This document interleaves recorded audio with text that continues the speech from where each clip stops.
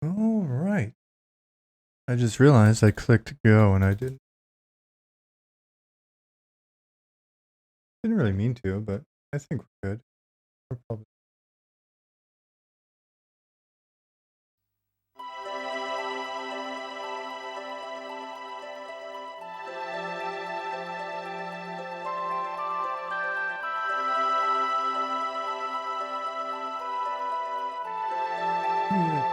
okay.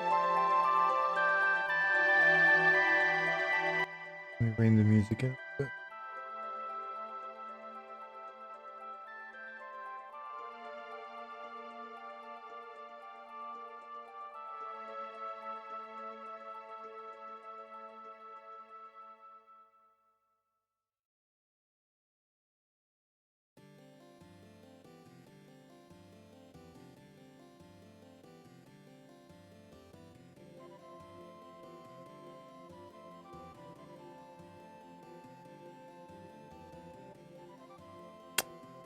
What do I want to? What do I?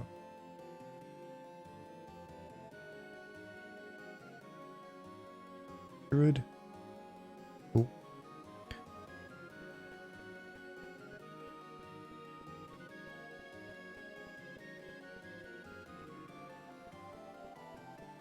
Hey, bunny.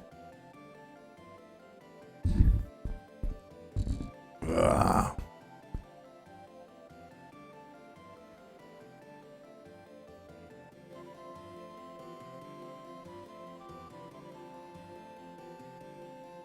Bunny has just leveled up in game. Congrats. Congrats.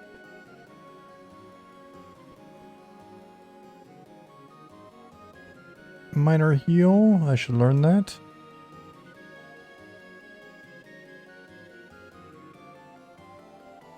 Wood skin. Twisting root. Nourish. Note.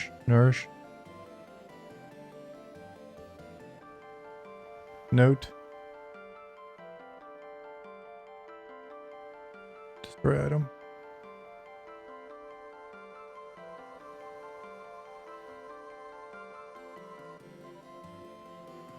Phone chips. I guess I've... Oh yeah, I logged this character and I couldn't access my inventory the other day. And...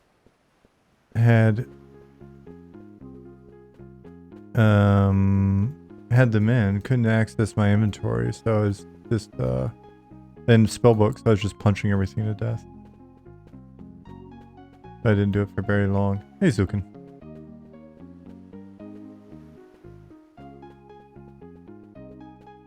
Ishiwatari! Wie geht es dir? Hi, demon injected. Yeah, we've got some nice little temporary temps up here.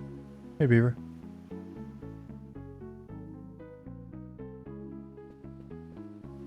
Yeah, I added a couple of the Discord. You can't really see the bats very well on the black background here. Oh well.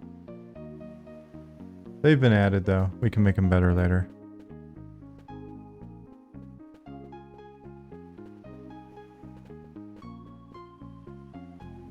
Hey Pattis. Oh, let me actually load my spells if I'm gonna have them.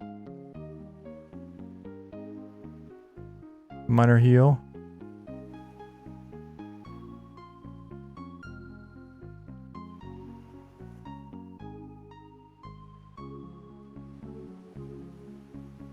Just saw the announcement about EQ getting X64 servers and clients. My god, how long has that been a request? Beats of War healing him. Bunny's a bard.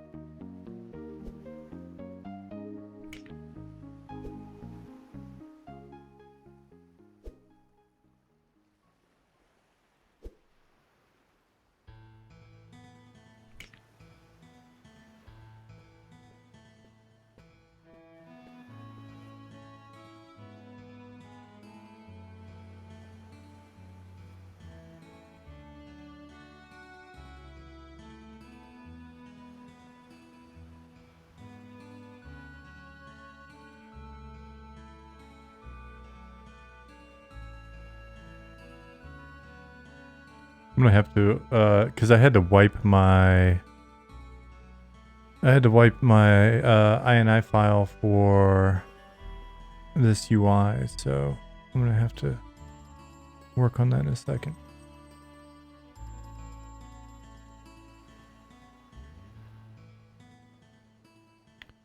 Unlock, move it over a little bit. Unlock, move it over a little bit. Unlock, move it out of sight. Not intentionally, just I'm out of room.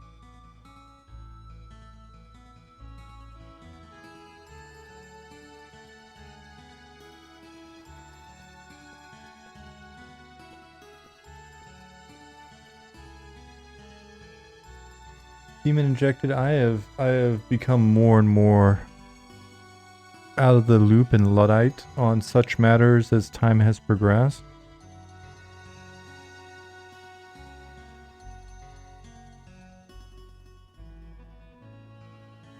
Help me understand the significance.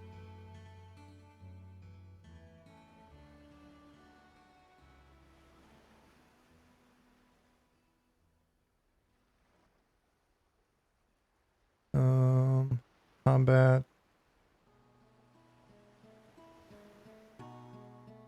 Hey, Phil. Yeah, the highlight I can see that, but we'll work on it.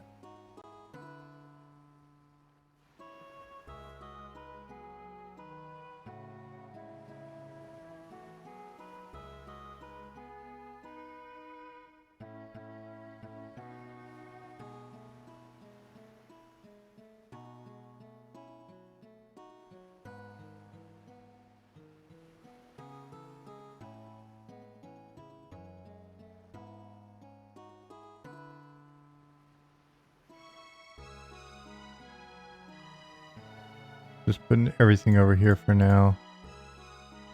See what happens.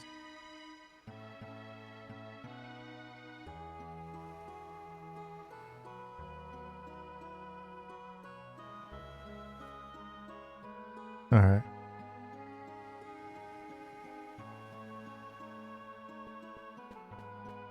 Where is Rain?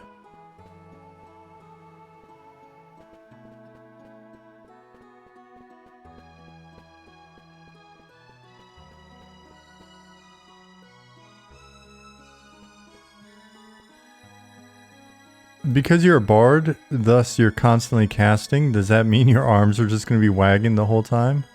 If so, I think that's fantastic.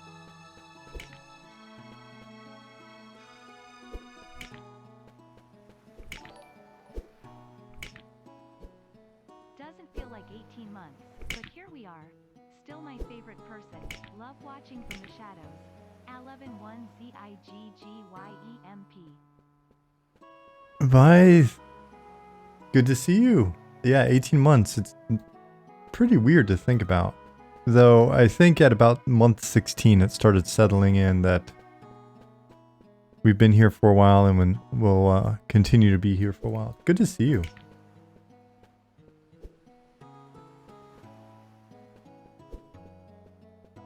Black hole?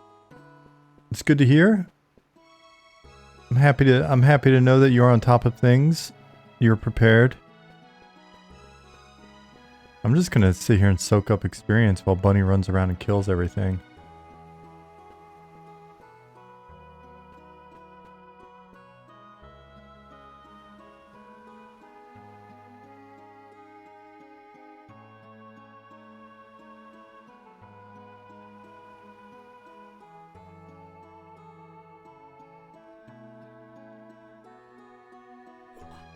Oh no. We got attacked, Bunny.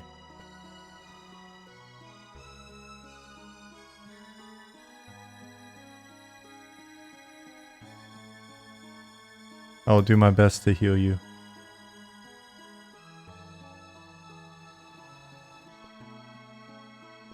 Oh no.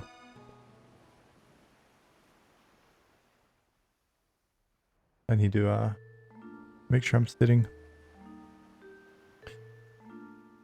So how is everyone? How was your weekend? Apologies for not being on yesterday, but we are here today.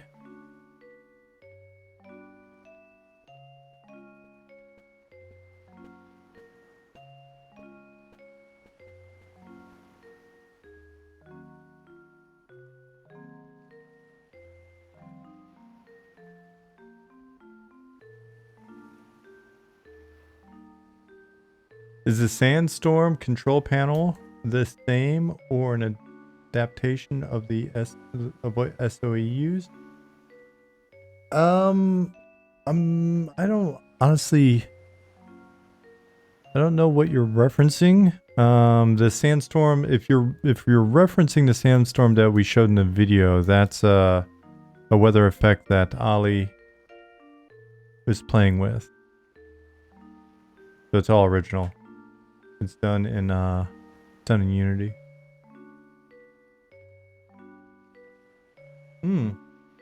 EQA revival. Yeah. So it is completely separate.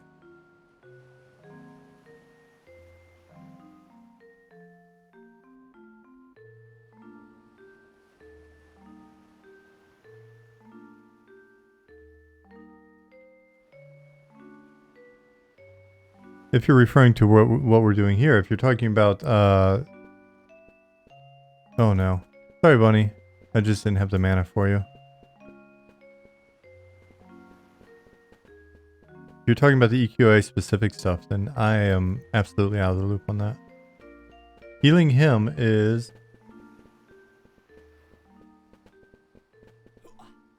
Oh no. Healing Him stuck to me for a good bit after you died. You like that your songs emit light? It's just a byproduct of the fact that they're the same spell effect. Setup, I guess, like variations on it. But that's a cool thing to learn, right? So then we can look at how we want to do that for bards without you constantly looking like a different disco. Hey, Dantron. 17 months. You're right up there with Vice. Good to see you. Oh, sorry, Black Hole. Yeah, no, I'm mainly a decent go-to to find people who actually know stuff. I don't necessarily know it all.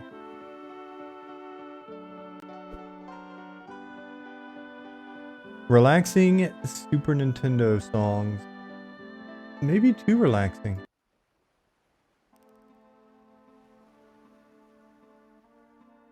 Dantron, it is going well. It is functionally getting to be a pretty damn complete game. Final Fantasy XI soundtrack. Hold on one second. Let me do that then. It is getting to be a pretty complete game in that regard.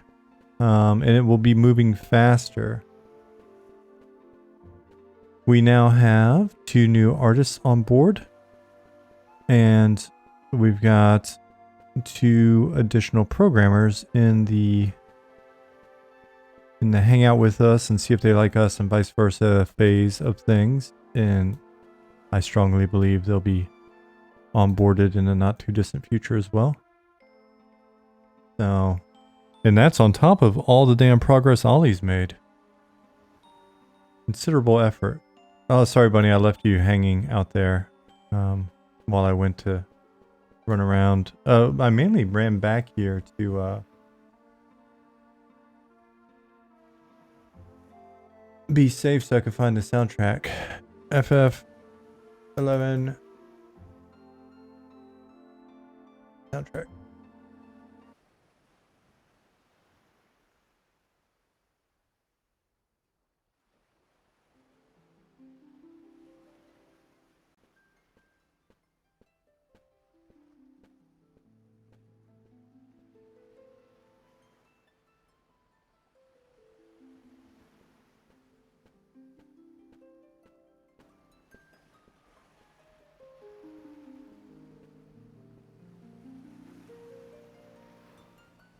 Okay.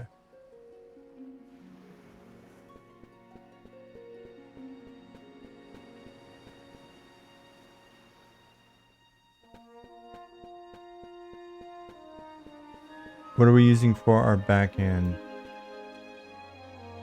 I believe at this point it is all homebrew. The specifics, Ollie will be on in a little bit if I'm not mistaken. He can walk you through the specifics. Is that too loud music wise?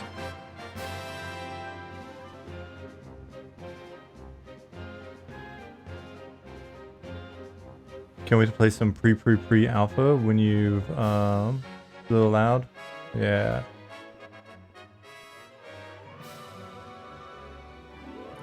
Let me go to the stores.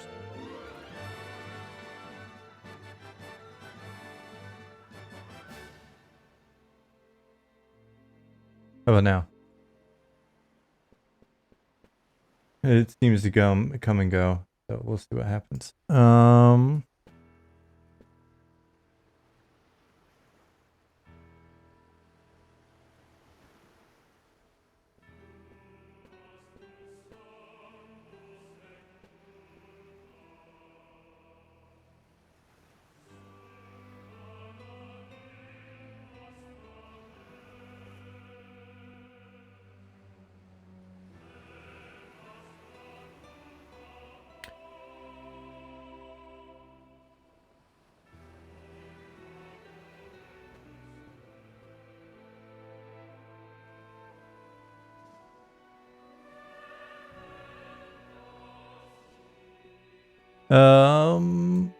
Mnemonic, I don't know. We'll have to ask Ollie how up to date this is, but this may help you as well.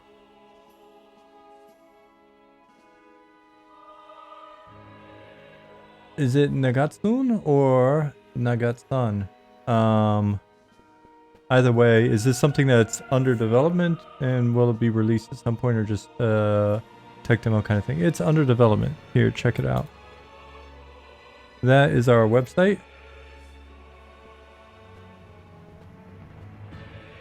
We'll be putting out an update at some point soon-ish. We're almost getting to the point of doing a year in review update. So I might just be lazy and just postpone update for year in review update.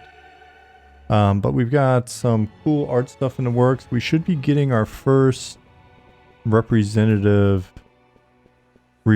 representative player character model from the art house that we're using. Hopefully Friday.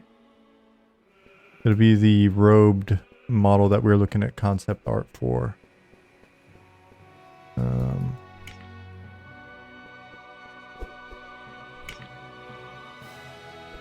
Mnemonic, and like I said, I think there may be parts of that out of date, but Ollie will likely be popping in the chat, or if you're really curious and you want to hit us up in Discord, he'll likely answer you there as well.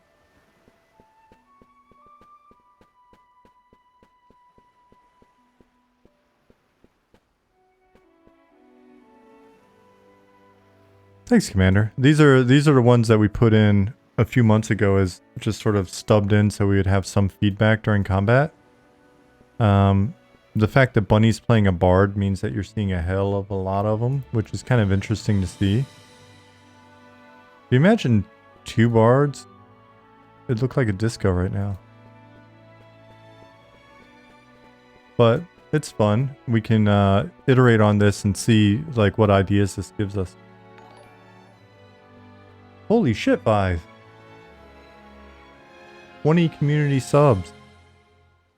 You pop out of the shadows and then hit us with generosity. Thank you, dude.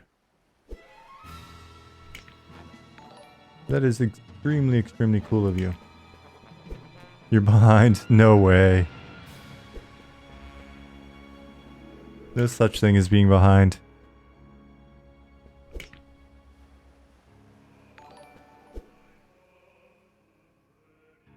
Crazed Wisp, Bootly, Sword and Board, Popsicle, Sisek, who was streaming the other day. I saw the announcement in our Discord. Adric, Skeeter, Luz, Pattis, Shaka, Banjo Jones, Omni, Digital Century, Beardy, Pitsui, Lunis, Achromatic, Czar, Fargo Bitwise, and Tech 5. All recipients of your generosity.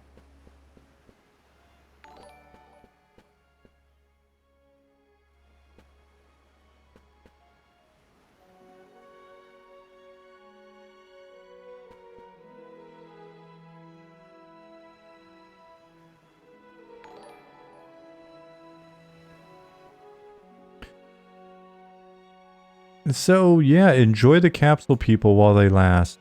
It kind of feels like we may be slowly coming to the end of the line for the capsules. Vise, I will definitely let you know. It's still gonna be a while because, you know, we want to have the game be a game first, but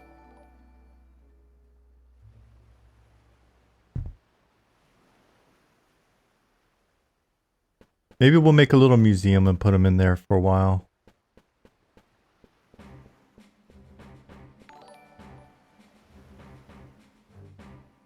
Until we can get the plushies made.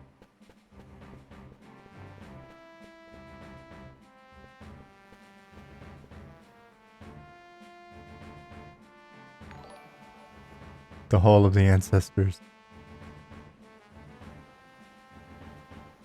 And make sure there's a tier of support where you can be a named mob because you're buying that. That may just be a reward. I don't know if we'll see. You never know what happens, but per current plan, we'd love to find a way to provide you with other let's say other opportunities for buy merch.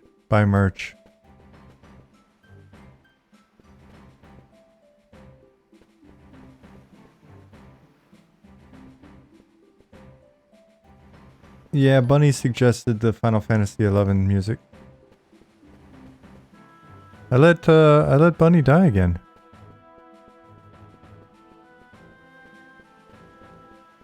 If you consent, I guess I could pull your corp. Oh, you logged out. Okay.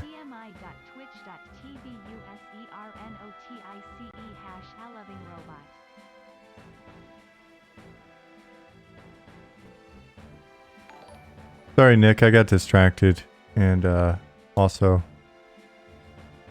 probably letting you die as well. Was that a really big heal, or did you cheat?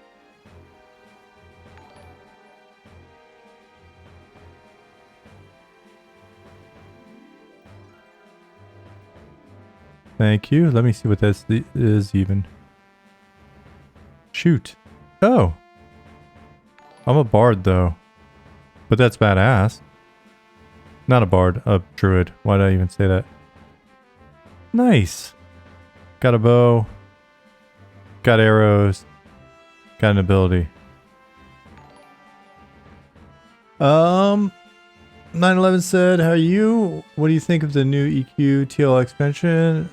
We revisit Luckland. I am behind on it. I've actually got to read up. I saw that it was a thing, and I haven't. I've just been so busy. I haven't evened. I've logged into P99 I think twice in the last like 3 weeks, and I haven't read any EQ news. So, Commander, thank you for the generosity as well. 5 gift subs. Wilcox, Modest Law, Nacha Latte, or Nacha Latte, well below average, and Cryptic Bananas all got hooked up. Super, super nice of you.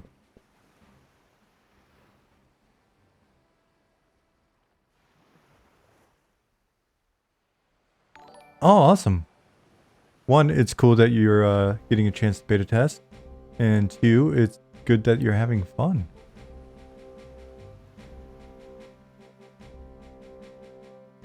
Nagatsun said, one of the most magical parts of EQ was the lore, history, world building, etc. I don't see any updates specifically on that on the website. I'd be really interested to hear about how you're planning on approaching that for new IP.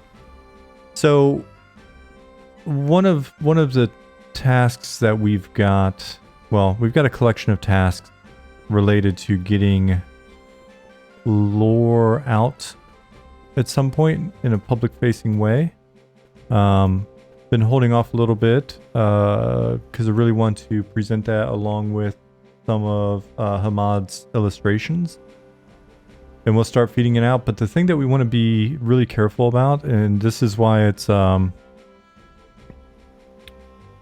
me leave the party. I think I'm bugged. I'm going to log out and back in as well. One of the things that we want to be careful about is not ruining any of the lore for you. So the lore that comes out will probably be a bit more high level, general lore, some background on the proof of concept zones. So essentially the areas that we're in now in this region, there'll be a little bit there, and it'll be kind of setup lore. And then really what we want to do is because we're going super deep and very heavy on lore, and a lot of our gameplay systems are built around feeding lore out in interesting ways. So we don't want to ruin it for you if possible, and instead let you discover it. And so even things like how we were talking about the what we call monster cities are essentially putting more attention into different factional bases. So like if you think of Split Paw with the gnolls, or if you think of Runny Eye with the goblins, if you had the ability to faction up a bit with them and maybe find different ways to unlock faction tiers and then grind up and do stuff. Imagine learning the lore of EverQuest from the goblins' perspective, or getting information that only the goblins would be privy to, or the gnolls, or some other factions out there, right? So that's going to be part of it. The actual world story and how we're going about building it, we could probably write up a nice post on the process that we're using. Now that Hamad's back, he was away for a couple months, and now he's back and going full speed with us. And one of the things that he's great at is he comes from like a tabletop or pen and paper background, and he's just got really amazing sort of design thinking with approaching world building, and has been walking us through some frameworks to tackle like our massive timeline. And really what we're doing with the timeline at the moment is going back through all the ideas that we've put together in the timeline, and a lot of the concepts we've built out over the last year, and looking at how to structure them so that everything syncs up nicely. There's really good coherence, creates a nice sort of vertical timeline for us to then go horizontal on events, with it being, I mean, there's so much stuff in the back history that hopefully it takes you years and years to sort of piece together and find out. But the game's very much about discovery and discovering all of the shit that's gone on, like, over the various eras. And so, one of the reasons why it's been important for us to structure that long of a background is we're really into ruins, right? And ruins equal dungeons, and dungeons below dungeons, and ruins with intent, you know, behind them is something that's going to be really fun doing for a change. A lot of times you get on a project and you don't have the time to figure all this stuff out in advance. And so it's really nice to know exactly why these ruins are here, or what the dungeon below the city may be, and why it was established, and when, and what that ties into.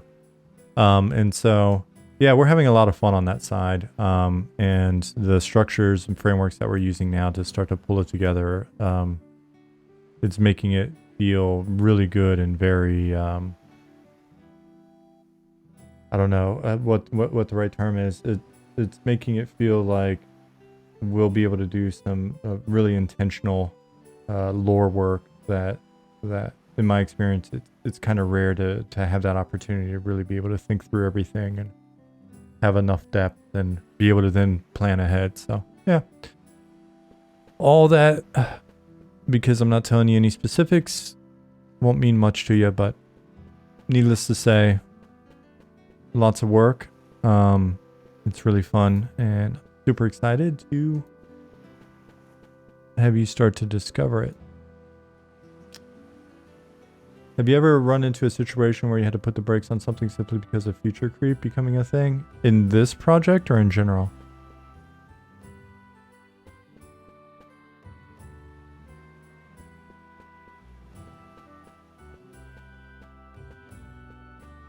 I like the dungeon under South Row was always neat, even though we never got to see it. Was that linked to the Takashi's lore?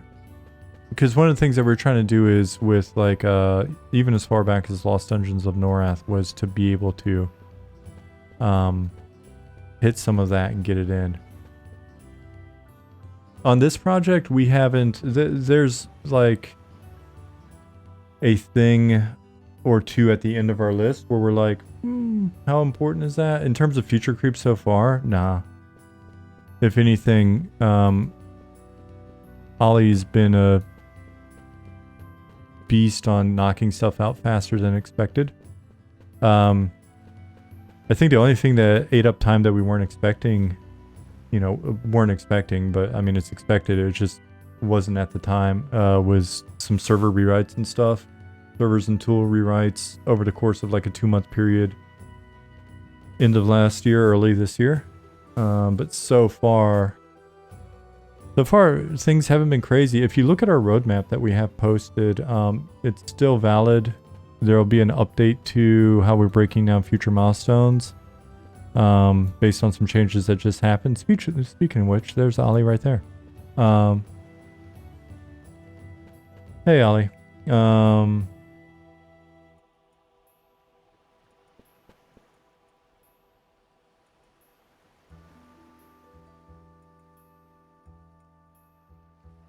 Nagatsun, you're very welcome. It's the Big Fadine.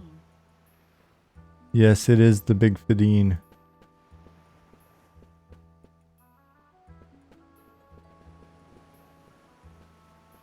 Thank you for your kind and generous description, Ollie.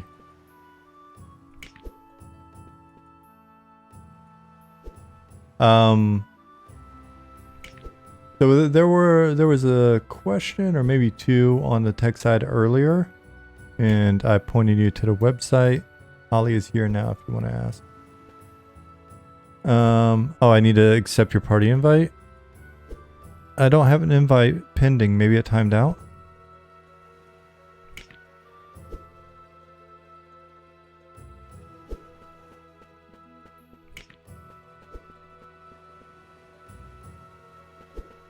Says I do.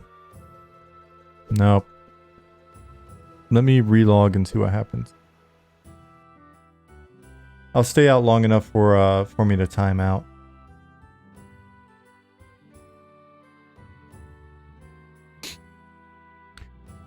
Those of you that haven't been around for a while I'm waiting on my corpse to time out, look, we'll look at what hopefully our first new model looks like. Those of you that have been gone for a while, if you remember our old character that I was working on, turning into a gnome and ogre and shit after we got the artist to build it for us.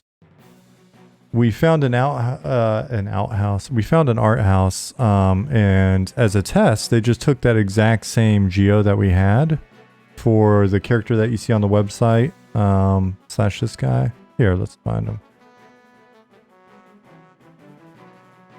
Monsters and memories. We found an outhouse. My great-grandfather had an outhouse on his tobacco farm in Ohio. It was scary.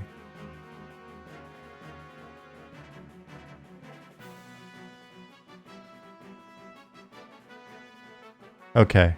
So anyway, this is from our website. Ollie, you said, yeah, I always break groups. I'm sorry. So remember we iterated and came up with this guy. Why is that not popping up? Anyways, I should fix that. That's weird that it...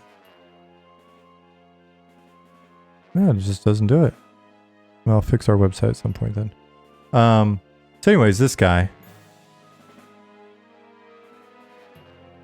He then got... This was the first one. Got updated a bit by the illustrator that's been helping us figure out art style. And then the art house did a quick paint over of that exact same geo. So it's the exact same guy, basically. And sent it over to us to check out to see if we, you know, we're interested in their work. They're a rad company out of Southern California. And so we checked it out and was like, oh, cool. So they sent over 2 examples. We were like, yes, let's do it. And so then they've done some concept, and they're working on a caster geo right now, which I believe this is the 2nd revision. And the caster geo is going to be based on this guy.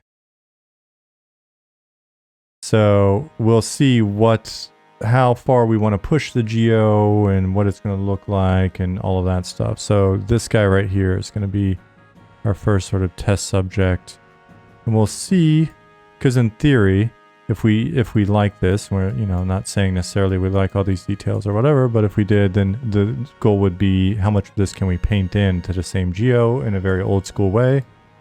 But a lot of these pieces will also mix and match, so casters will be able to have more visible slots and variety than, you know, like if you're playing old EQ or P99 or whatever. And so, yeah, that's where we're starting with things, and we're supposed to get, I think, at least the geo back on Friday, so pretty excited for that. Oh, that's the editor. Let's get back in and play.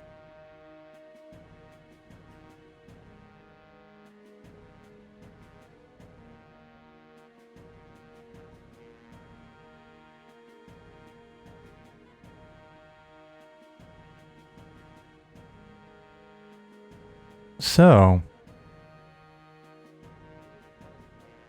that's what's going on this week. And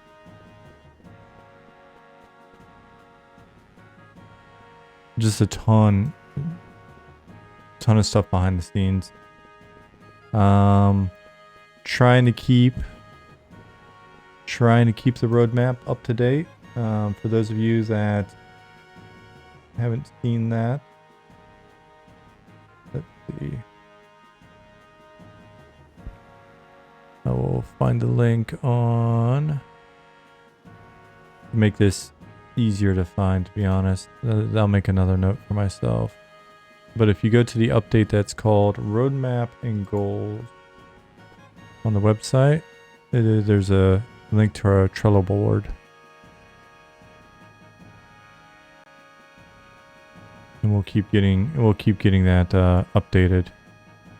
Ollie just restructured the tech milestones a bit, so these will be reordered again a little bit, redefined a little bit here under my big head, so you can't see them. Let's see.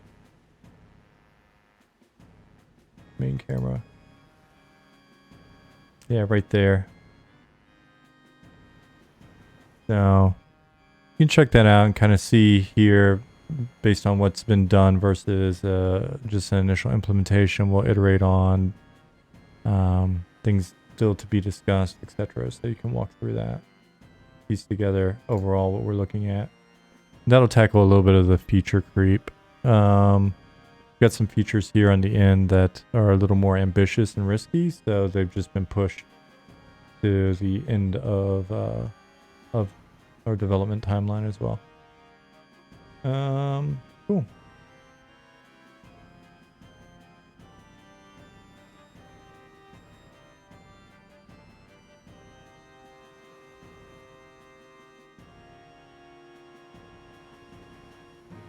And yeah, so we have the player character art that's that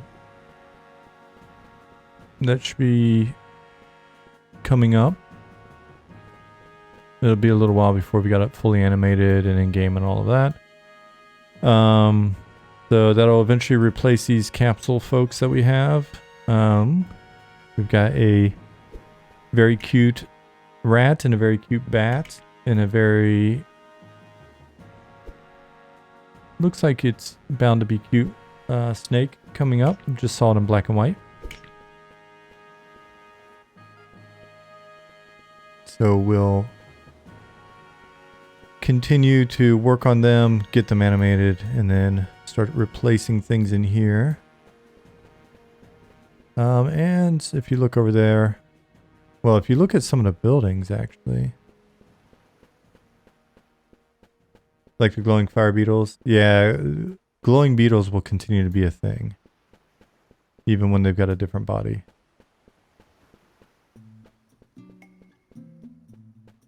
But yeah, we'll be working more on the city geo in a bit. Right now, Playtest is doing a lot of iteration on the stone walls. Not these stone walls, but like the natural geometry that's out there. And when the sun comes up, I think there is, you can see where he put in a rough version that we're using to discuss. I asked if he could take this early work and put it in just so we could see it playing around with the light. Yeah, the beetles will be fun. They're on Zukin's list. So Zukin here, if you look in chat, he is working on our critters for us.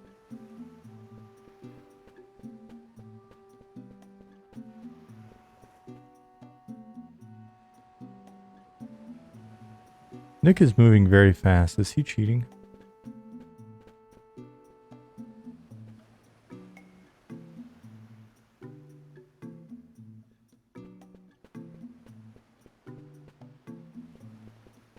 Oh wait, zone just get repopped? I think it did.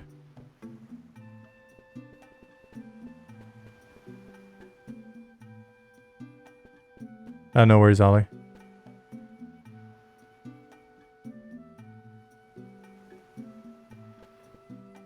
You're bouncing bows in the background.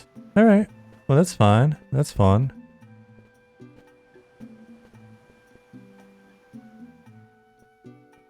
Oops. Me.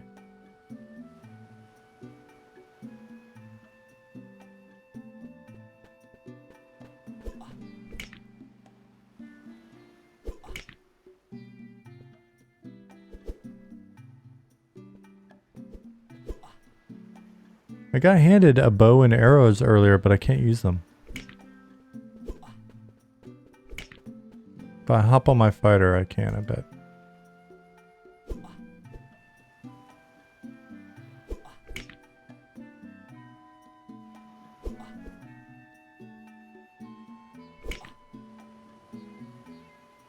If I make a ranger real quick, I can.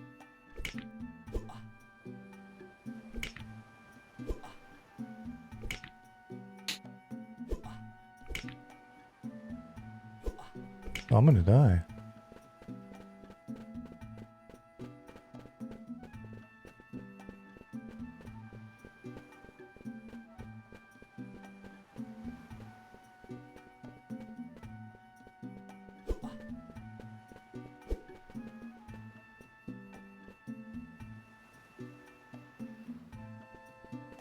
All right, so let me heal myself and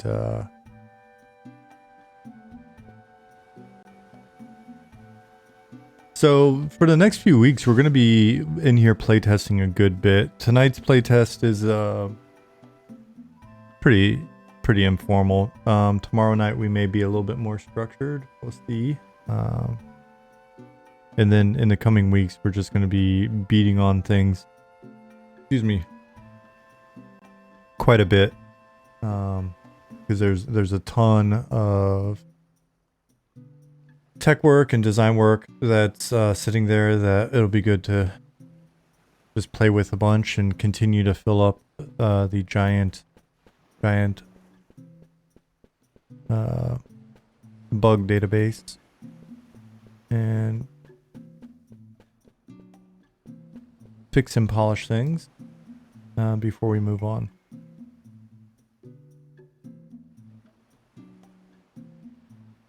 There's Pattis.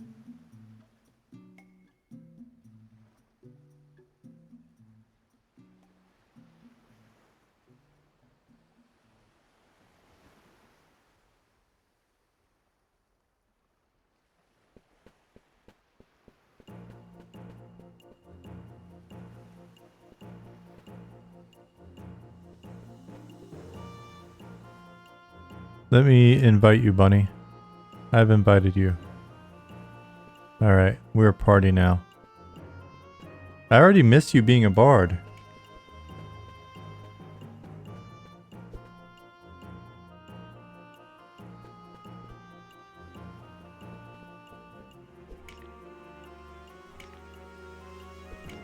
That was unnecessary.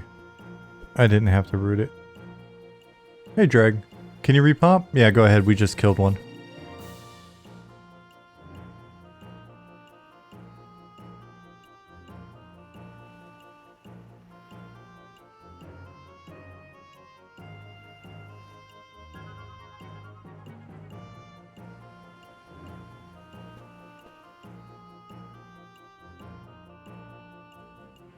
Nice. Bows can now drop, and you can buy arrows from the Shifty Gnome. Perfect.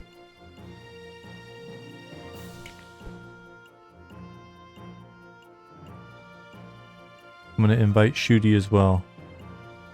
Oh, they're already in a party. Oh well.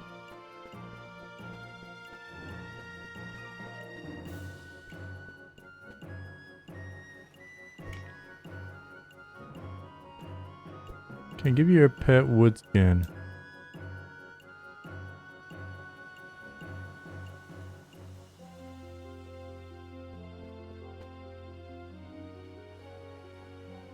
You're competing over spawns? There's plenty to go around, buddy.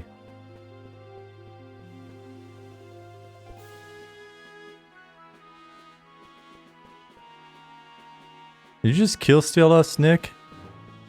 Of course he did.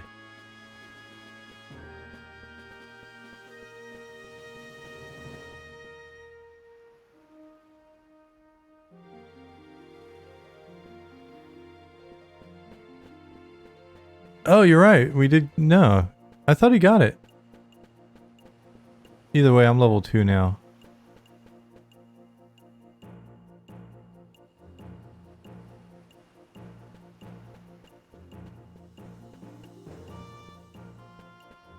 Oh, speaking of which, we gotta get the sound for that in so I can stop missing it entirely.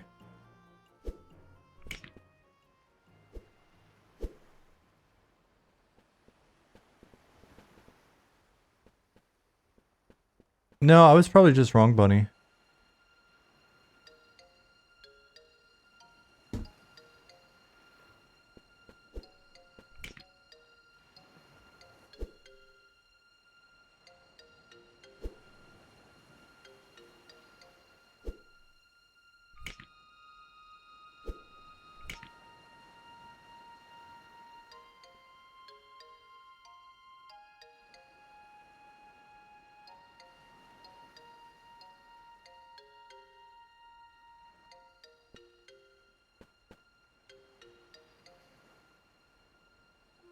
Oh, Chip.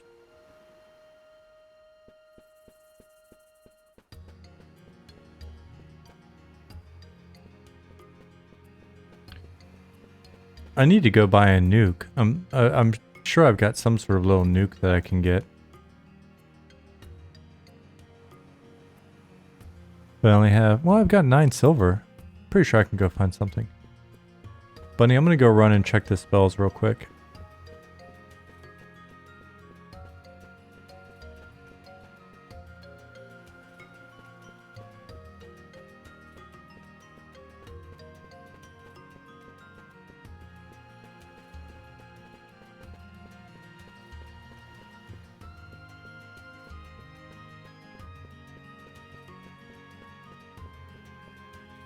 Ollie says, it seems I can still shoot even though I've run out of arrows. You should talk to someone about fixing that.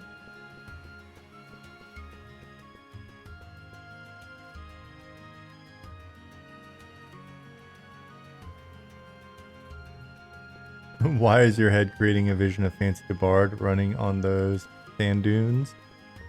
Because there's probably evildoers out there.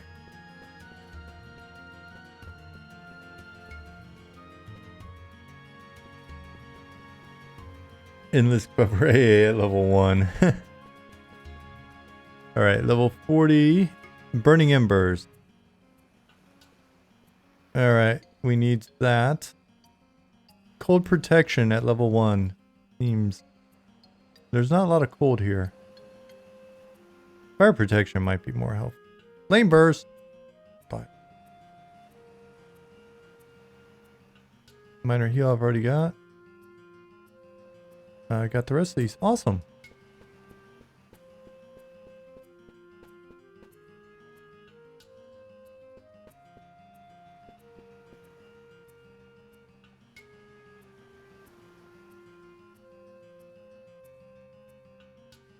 Can I scrub this? Alright, I can't, so I'll delete that in a second. I need the room.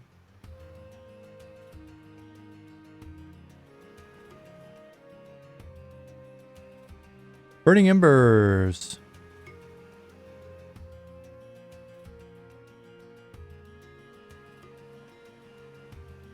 Actually, I should probably go ahead and clear that. Put Flame Burst up here. Once Burning Embers is finished. Writing to the wrong place.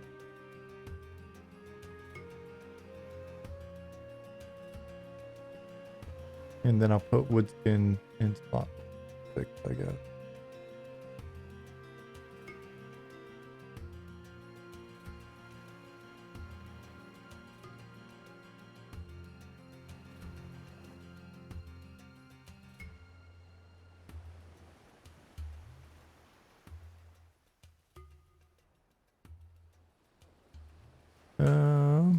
This is cool, but since I can't use them, I'm gonna... Ooh, I wonder if I can sell these. I should have sold it. I shouldn't have deleted it. I should have sold it. Damn it. That's cheating, so...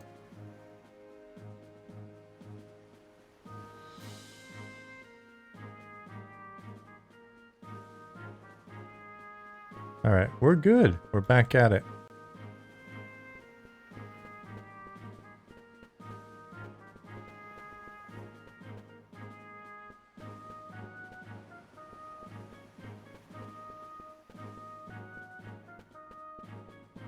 Alright, so where's Bunny?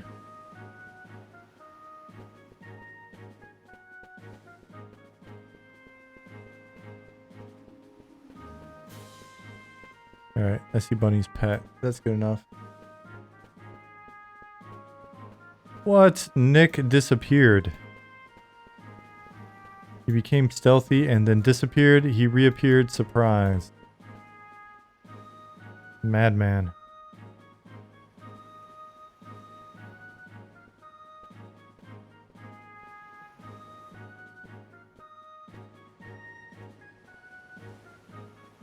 My monitor on the right side randomly turns off and then back on after a second.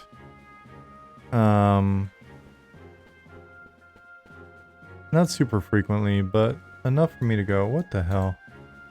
I've checked, I don't think it's a loose cable. I'm hoping it's not like my video card or something.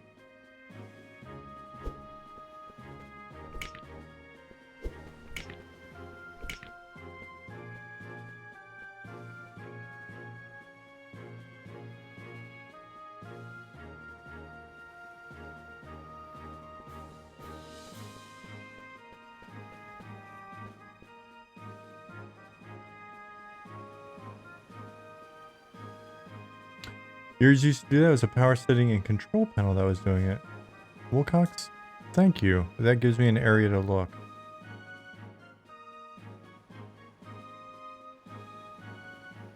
Was it just from you not like, was the setting looking for you to mouse over it? Now it just happened a bunch more frequently though, which is weird.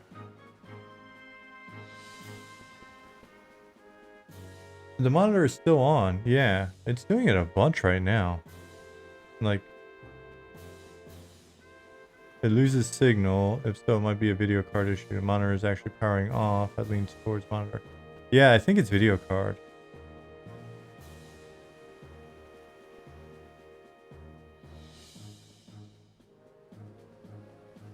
Because the light's still blue. It just turns black.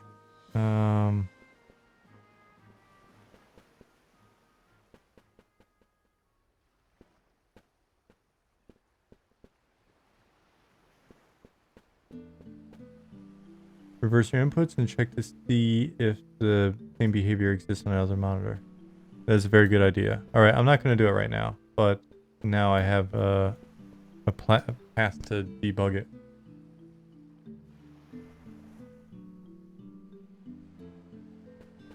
Oh, I also have not updated my drivers in quite a while.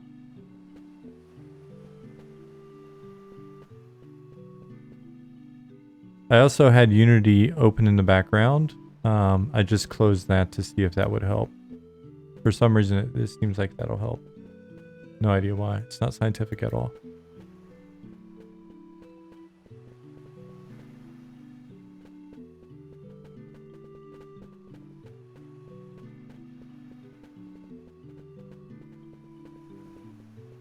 Hey, Golden Gloves.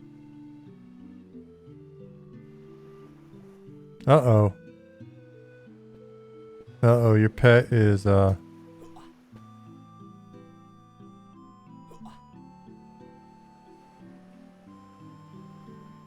he might be rooted? Oh, you got a new pet up already.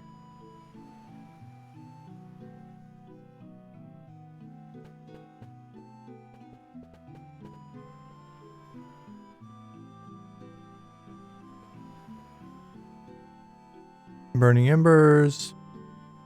Flame Burst. Oh, shit.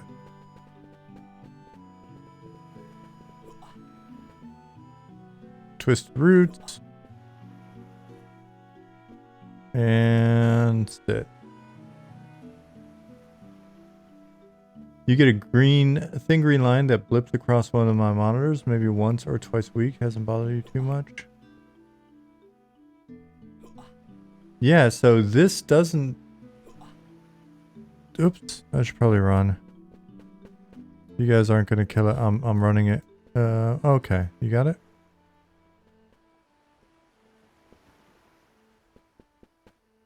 Flame Burst.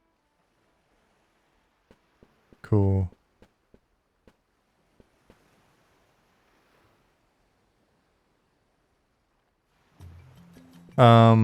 I'm wondering if it has something to do with this client, because it hadn't. I haven't seen it happen all day until I start playtesting.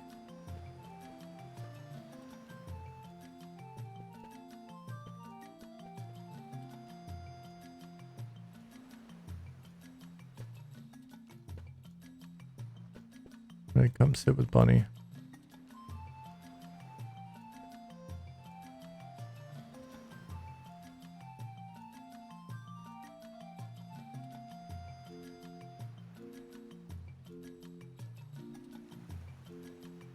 Hey, Neris.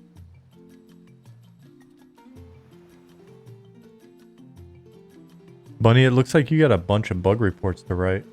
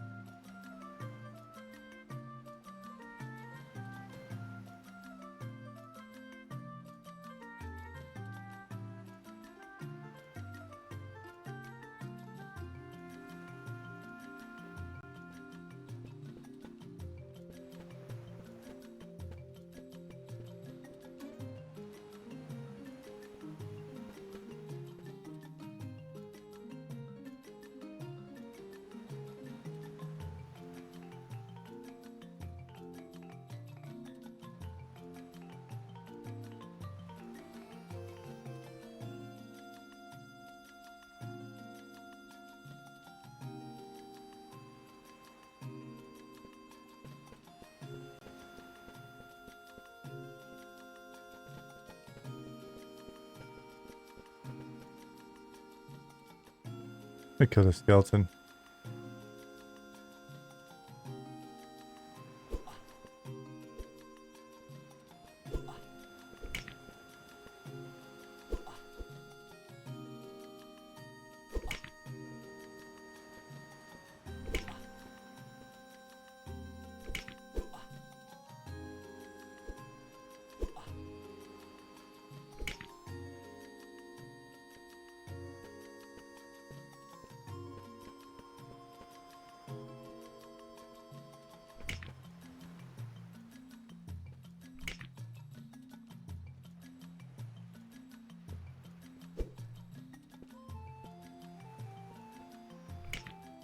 Nice.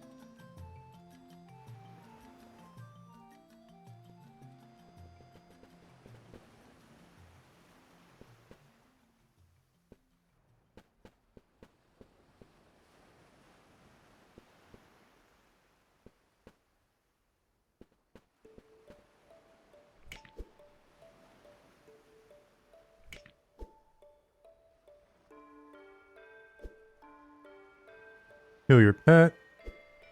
Oh, that did the trick. All right, all right, Neris. We'll be here.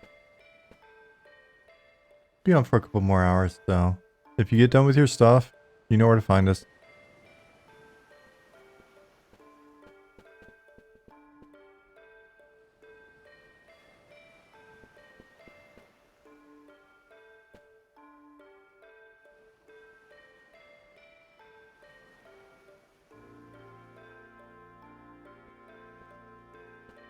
Flame burst.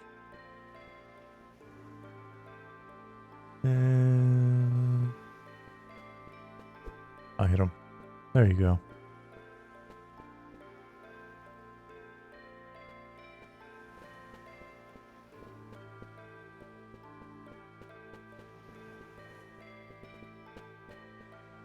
Skeletons are money.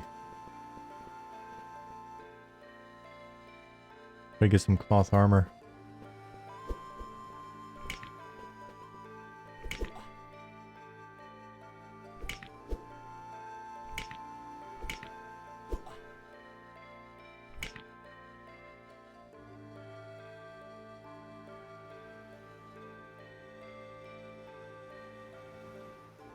Ships.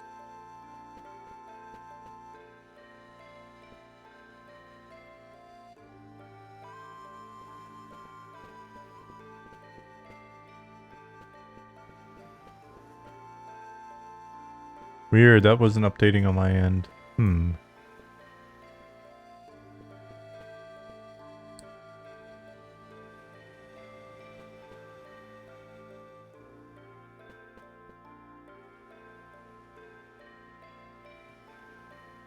Alright, I'm going to disband. I'm going to relog as well.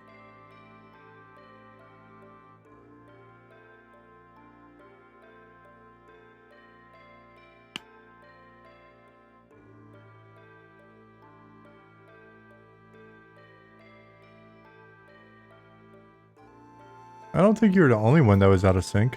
It was looking a little weird for me as well.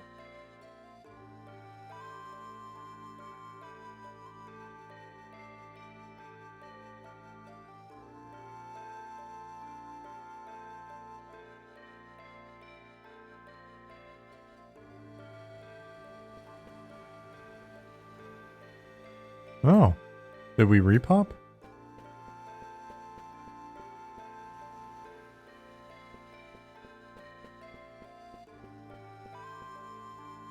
I see a grand total of 1 bat now. Okay. Ollie said to relog again.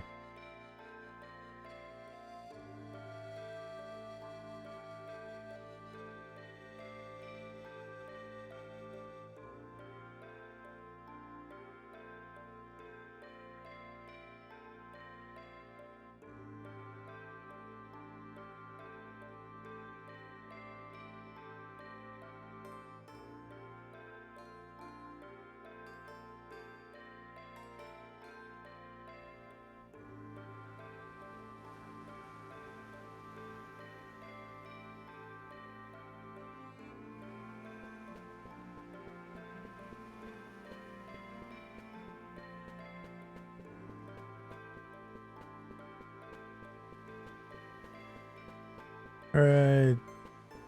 Things look like they may be normal.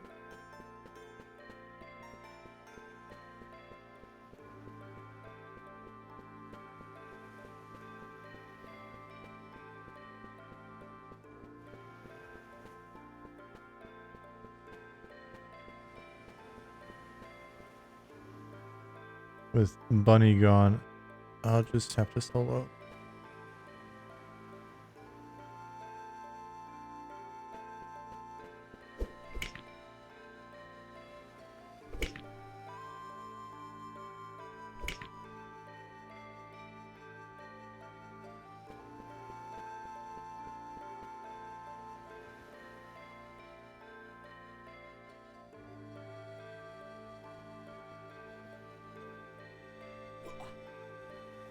Jezebeli, thank you very much. Are you familiar with that at all? Here, we'll do this. That is our website.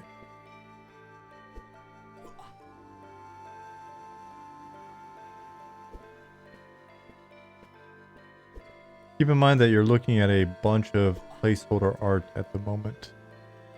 Our primary focus has been on getting the underlying tech, base design in, and in the background iterating on the art style to try to get a handle on what it is we want this stuff to look like when we start making it. Since up until pretty recently, it was mainly a tech and design focused team. Placeholder art, you mean this isn't a game about sentient pills?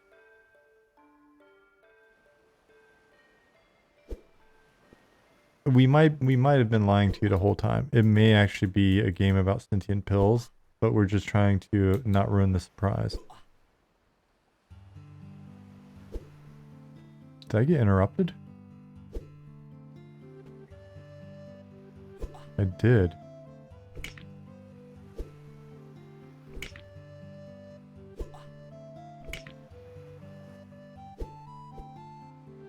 We got our folks in Slack trying to debug some client issues. What?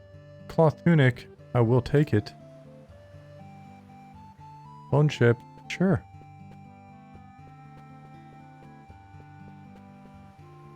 I'm a big fan of EQ, so this looks right up your alley. Nice to hear. How did you find us? Did you just come upon the channel in the software and game development category, or? It is pretty dark right now. I do need a better light source. Better put a fungi tunic in this. It may not have the same name, but I wouldn't be shocked if you see something like that. Oh, saw the Reddit post and follow us on YouTube. Cool. Very cool.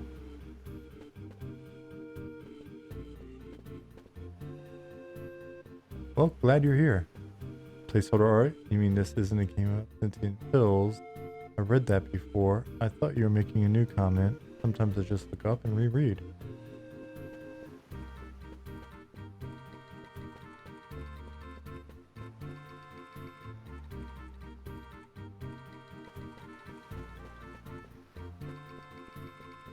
A shroomy looking shirt.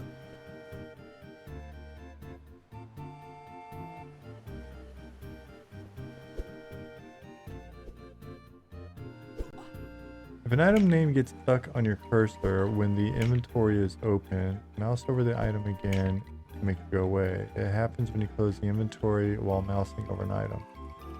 The fix will be in the next push. It's funny, I was like, because I'm still getting used to, oh nice. I'm still getting used to the fact that you are you. I was like, what is this pilgrim person talking about? Oh, hey. Should I continue to call you Pilgrim, or can I call you John, or? Is it John?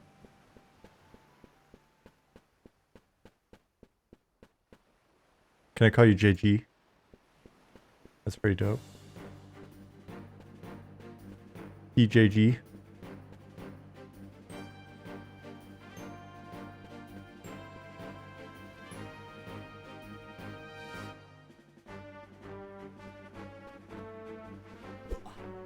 Cold applesauce. Tunic of regeneration. We can use a German word for mushroom.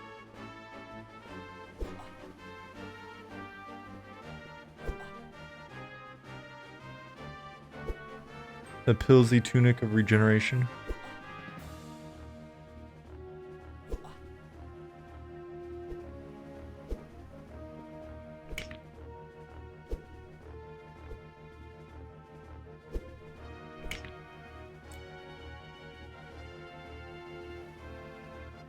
Got the mother load on drops. Getting better loot now that Bunny's gone.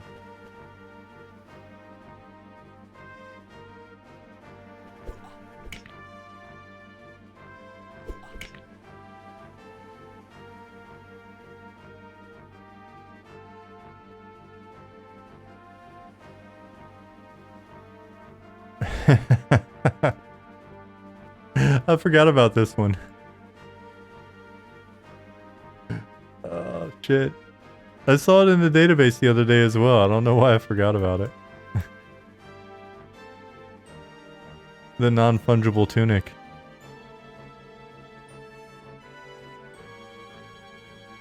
The NFT.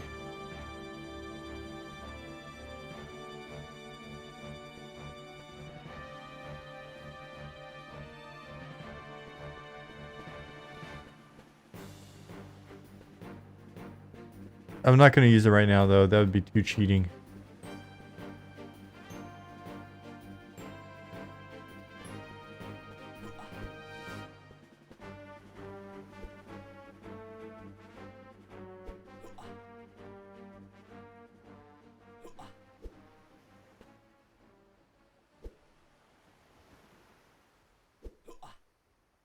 Got a lot of missing going on.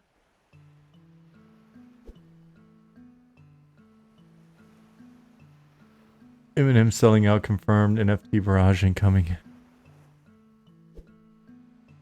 Trying to get some of that sweet NFT funding.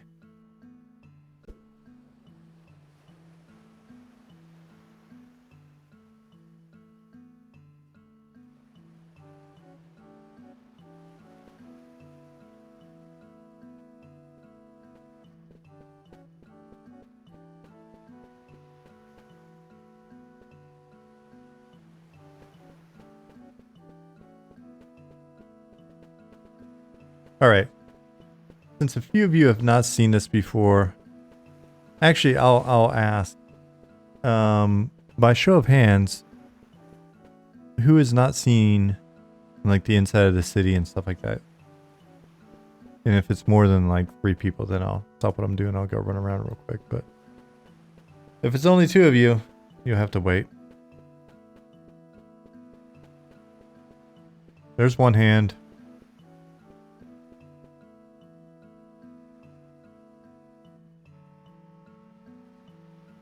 There's okay. I think yeah, that officially counts as 3 though. It's more like 5. 6. Okay. Let me go run around in a second. Let me finish killing this guy here and then we'll go run around a little bit. Look at some things. Look at some city art that's all about to be replaced.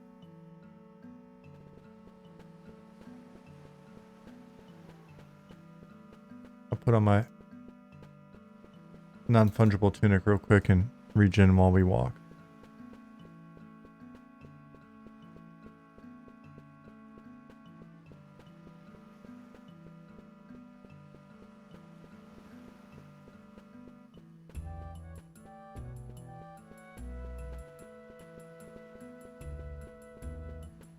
But what are your feelings on Nintendo game?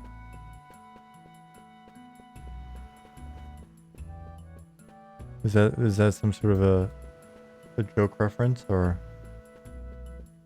here's a banker? Bankers work. Good job. Question.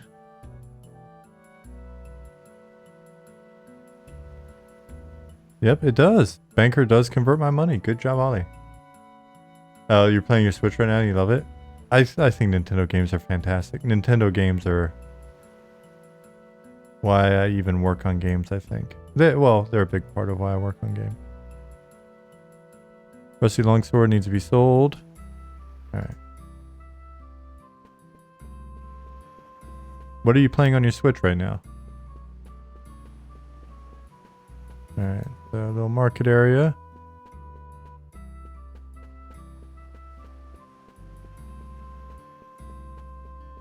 So, Pat has just got on a team and he's been reworking some of the geo, but what we're going to do is we're going to wind up, we're just going to rework the entire city. This has all just been nice block out placeholdery stuff so that we could get started.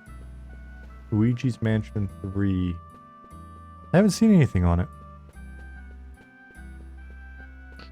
Without a doubt, it's probably pretty adorable and well made.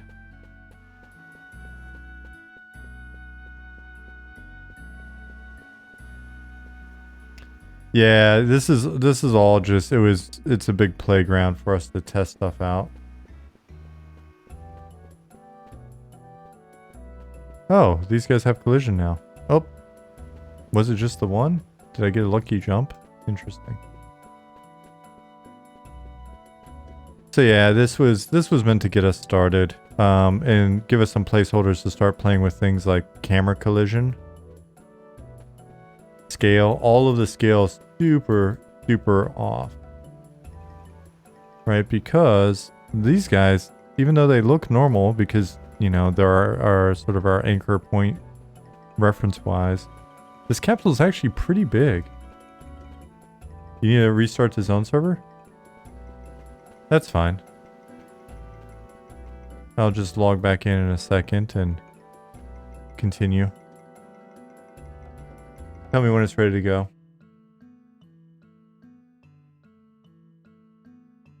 Like the buildings in the distance? Yeah, we're going to do a lot with facades and sort of trick scale and allude to places that you'll eventually be able to get to in a way where it's very much like a tease. So cool.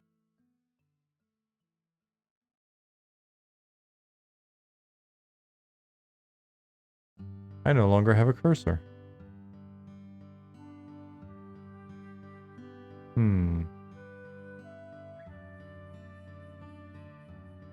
Task manager to the rescue.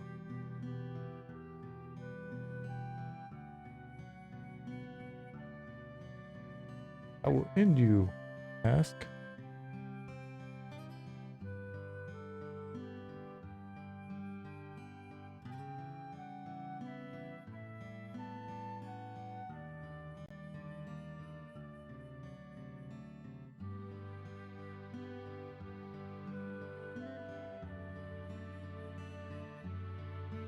Oh, is that a bug? I just thought it was my computer being weird. Alright, here we are again. So, for those of you that don't know the history of the placeholder art, I had never really worked in a 3D modeling application before Blender. And people in chat, plus Ali and a few others, walked me through using Blender, and so we over time whipped together this placeholder environment in Blender for us to use. Oh, there's a boat. I totally forgot about our ship. Talk about burying a lead. We got a functioning ship over here.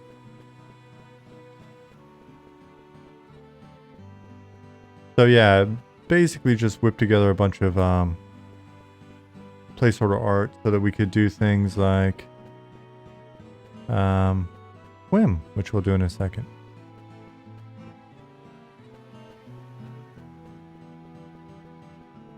Goodbye, ship.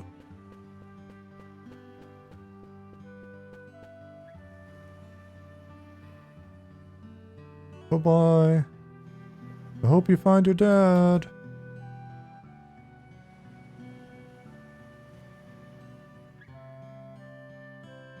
You got swimming and drowning.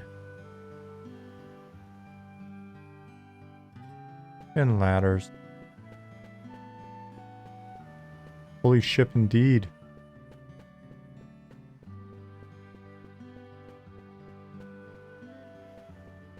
So yeah, the scale, once we get this the player character down to the appropriate scale, then we can also look at our camera and talk about our field of view a little bit, and then we'll be looking at our spaces to make sure that everything's not gigantic. Repop should be fine. I'm not killing anything. Bless you, Jasmine. Yeah, so I had a tendency to make things a bit too big, so we'll see what happens. Now we've got some artists working with us, and once we get the player character model in, we'll start playing with scale. We're doing an inventory of... These are magic too. They're not just water, honest. They're magic.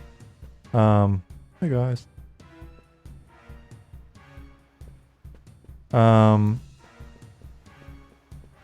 We'll...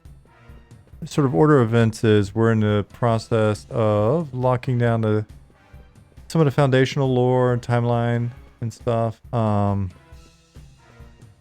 in preparation for then going deep on this region and the proof of concept specific lore needs. Bye bye, son.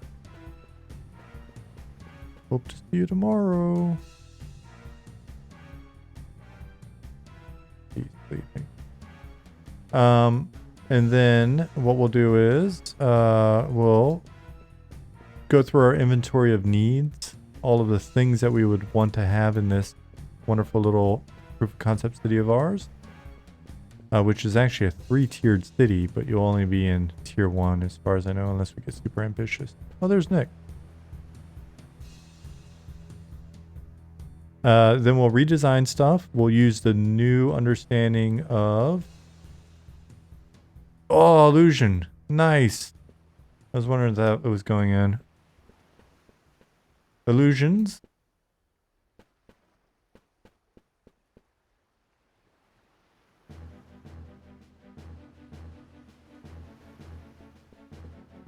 Now he's a fire elemental.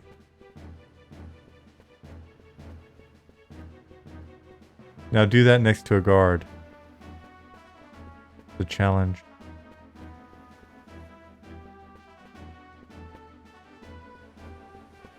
So we'll use our understanding of like the player proportions and stuff to start redoing a lot of this so it gets nice and cozy. Secrets. Those were secret passages.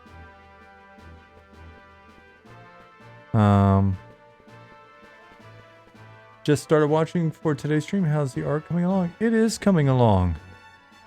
Coming along good. Slowly but surely.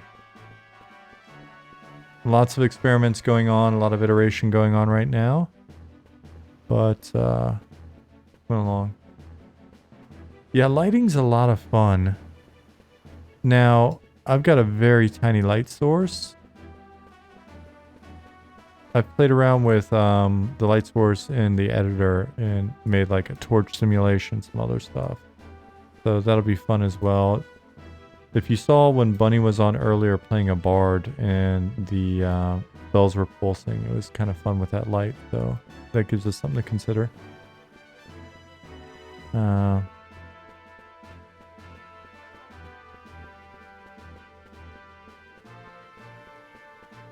yeah, very, very placeholdery, but it's just meant to start to kind of give us a taste of like, all right, the texture style. Is it working for us? How does it interact with the lighting? What can we figure out and sort of learn about structure and proportions and the shape language and all of that stuff. So I coupled together a little like wizard guild. And it's pretty cool. It's pretty cool for placeholder art. if I say so myself. Ooh. Got a lot of books because he's a wizard.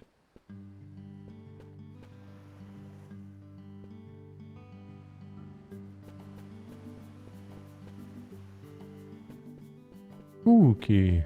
Scary. Not this place, but for whatever reason. 30 Rocks, because of Halloween. 30 Rocks, music video, Werewolf Bar Mitzvah. Just came into my head. Whoa. What just happened there? Was it a repop?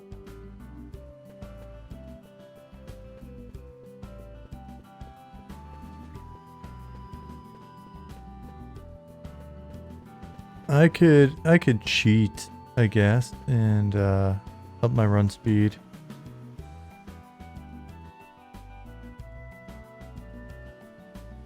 Summon item.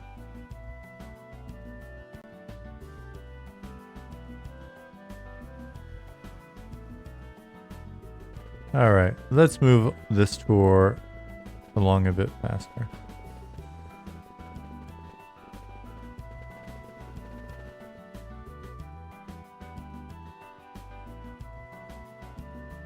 Was that a repop? Something just yoinked me back. Hey, Chrono. Thank you for the follow. So we've got a little indoor area that we'll have to work on as well.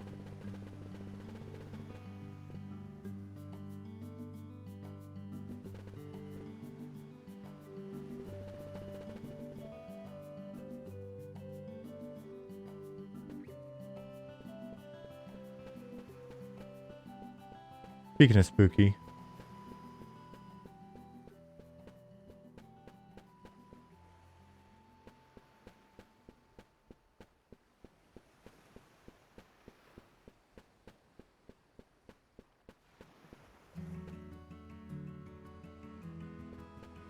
I'm not gonna hop down there, to be honest. It's can I see down there? We've got some sewers down there that I don't want to have to try to get back out of. All right.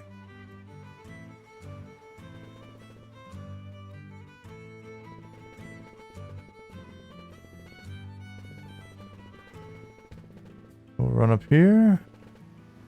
We'll exit this indoor market area.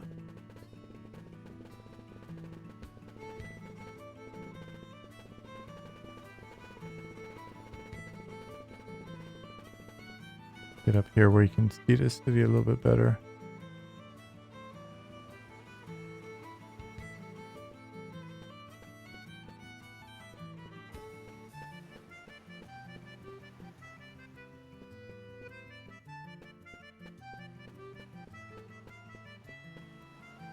Yeah, so expect a different layout. Much better fidelity structures, but we'll be working on what the actual shapes and sort of design of the structures are. A good bit more verticality for the next one.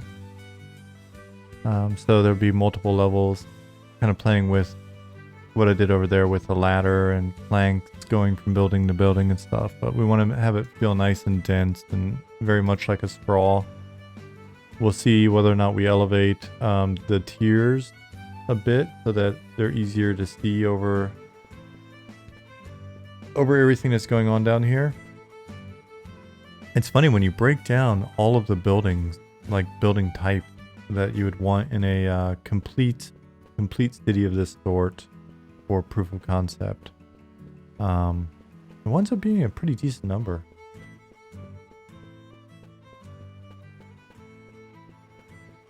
Easily 50 unique, without even starting to blow out like vendor stalls and things of that nature. So it'll be cool. There'll be a lot in here. All the various guilds represented and oops. There he is. Nick's the skeleton. Does the guard kill you or no?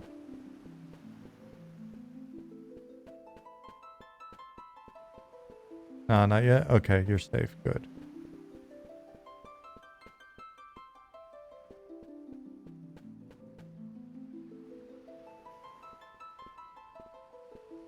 around the zone a little bit and see if get aggroed and get killed. And we'll be doing a similar exercise out here. So we've got our proof of concept zone out here, serving us well enough. But when we start working towards more final for proof of concept, we'll very likely be working a fair number of elements in this thing, if not all of it. But it's been fun putting it together. It's served us well. It's been really weird to think that we started poking at this thing. Oh, I can't. I'm not zoning, Ollie. Zone line did not work. Oh. Maybe that's why.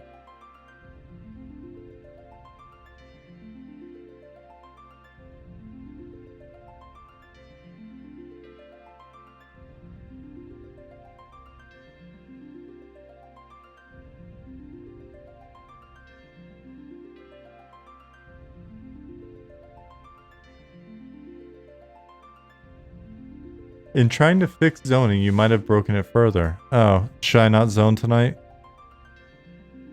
Zone out of the game. Zone to desktop.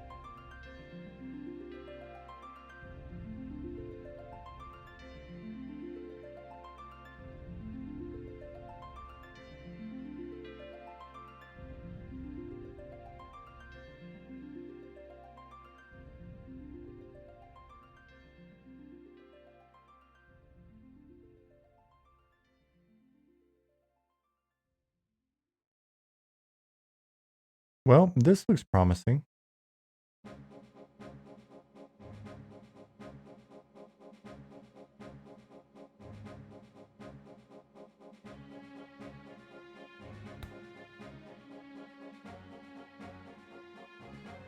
Ollie, it froze. It froze, Ollie.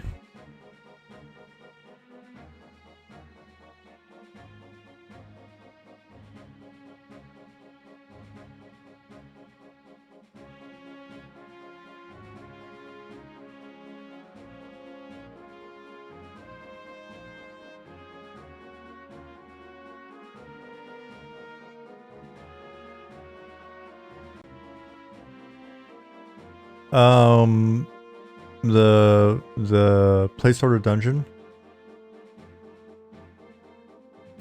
Yeah, it's in the process of telling me that it's crashing on my end, Ollie.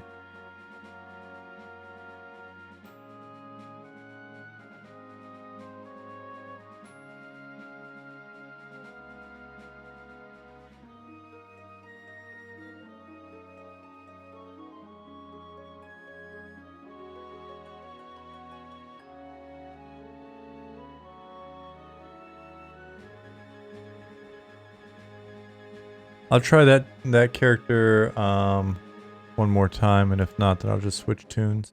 Oh. Oh, it crashed. Let me make sure I'm not using some weird old shortcut or some shit.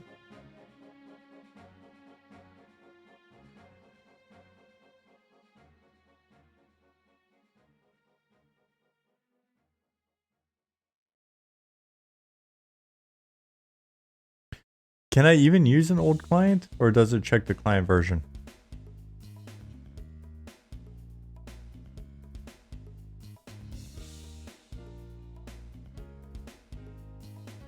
It does not check client version. So some of those previous errors may have been on me. I'll check my shortcut and see what it's actually pointing to. But I'm assuming it's fine. Anyways, all that drama was just to show you new folks. We have a dungeon. I don't know if we're going to try to play it. Shooty. You want to Druid Ranger duo this dungeon?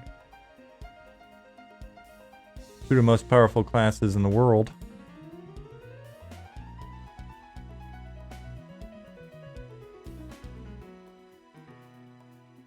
I would, but I can't join the group. Sounds like an excuse. Sounds like you're blowing me off.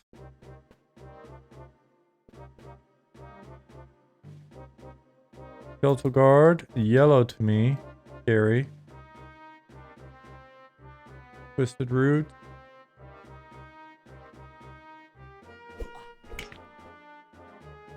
Invite you again.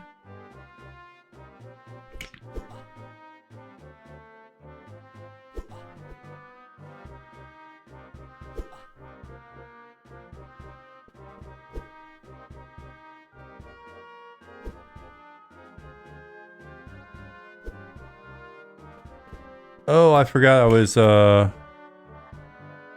playing around with Sitzel's staff. I'm unequipped. Thank you, Nick.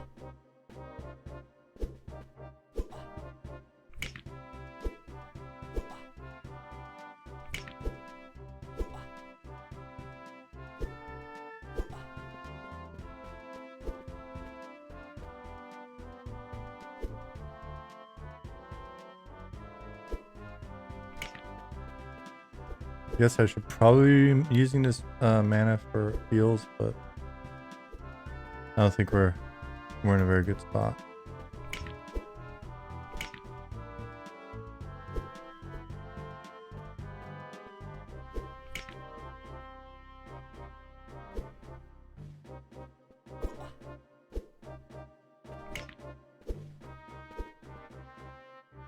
Insufficient mana, Ollie.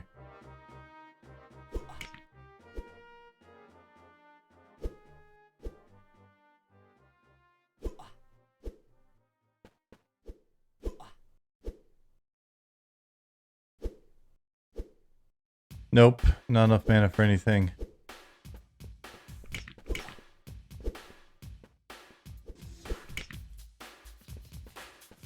Alright.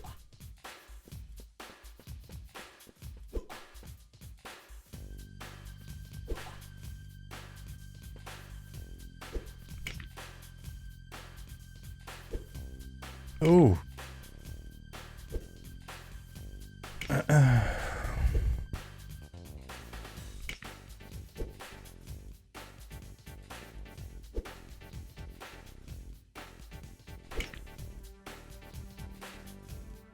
We'll see what happens here. Maybe we got it.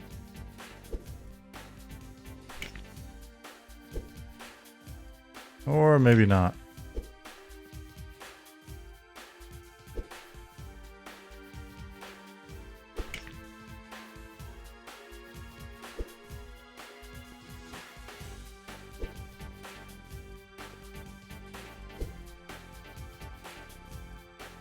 Ah, we've got this.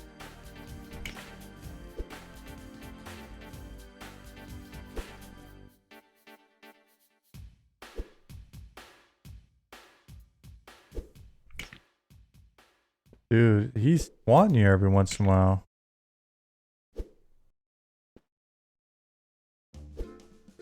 Sorry, dude. You're gonna die.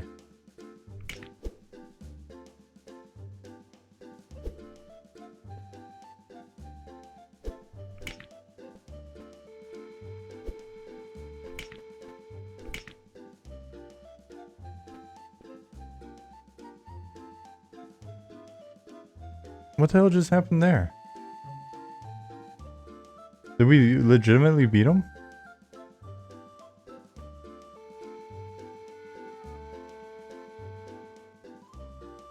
Why was I bothering healing? I could have just stood there and whacked him out.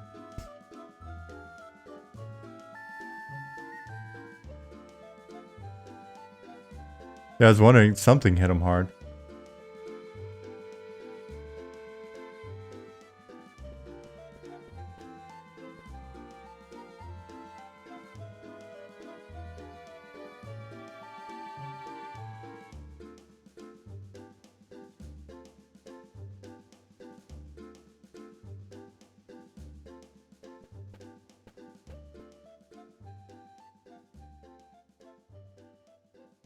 Alright, so that's Sitzel's staff feed. Oh, I was still cheating. Nobody saw that.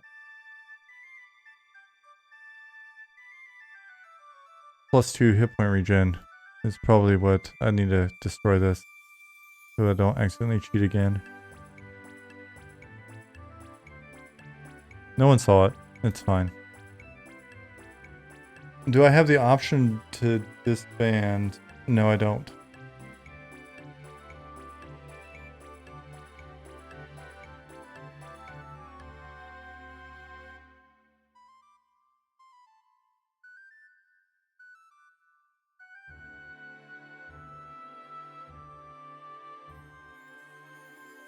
I don't have the option to invite or disband.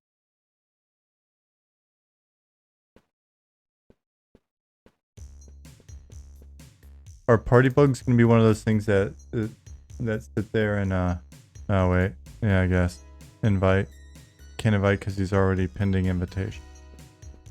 Party bug's gonna be one of those like classifications of bugs that's sticks around for years and years. It'd be like EQ boats.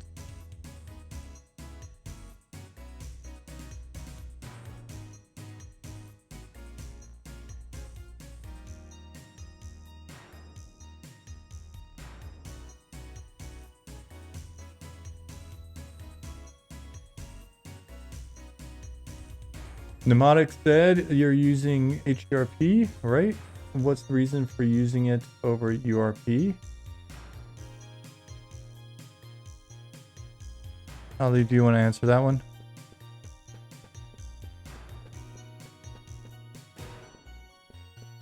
At least we should never have a bug that lets you crash people's clients by injecting HTML into the chat. Hopefully. If we can remember to not do that. Ollie's response was, sometimes I wonder the same questions. Because it's prettier? We like the lighting? Uh-oh. Uh-oh. Oh, shit. Ollie.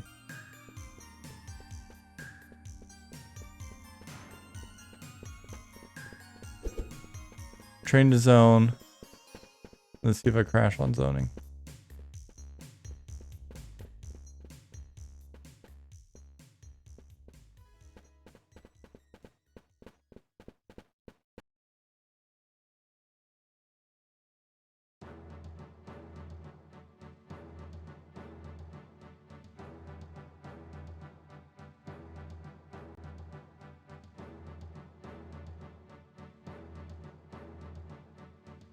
Kill the client again.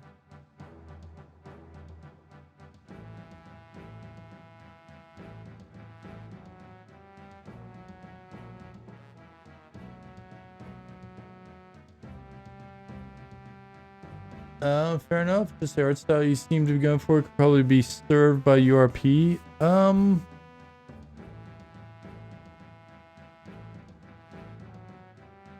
So I think the simplicity of a lot of the elements of the art style benefit from the lighting in HRP. I could be talking out of my ass. I'll see if Ali responds as well, but essentially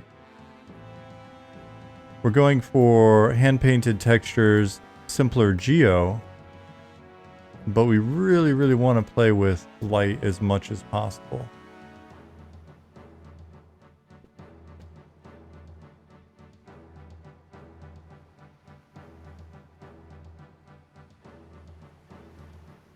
At some point after Luckland or Pop release, I was able to use HTML and chat to change font colors. Was that a thing, or are you misremembering?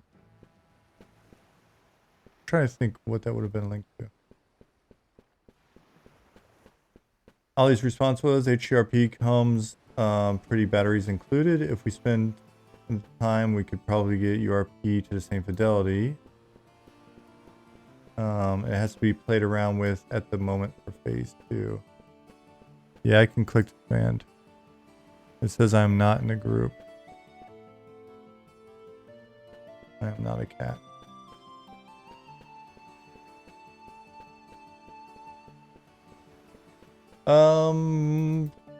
Was that when we put item linking in? Whitechapel?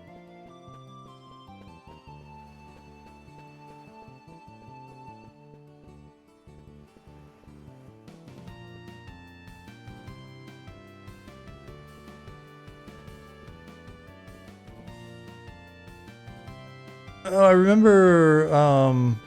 The Pantheon just switched from URP to HDRP, right? Sometime in recent months. I can't remember. Did they put out a rationale for why they had switched?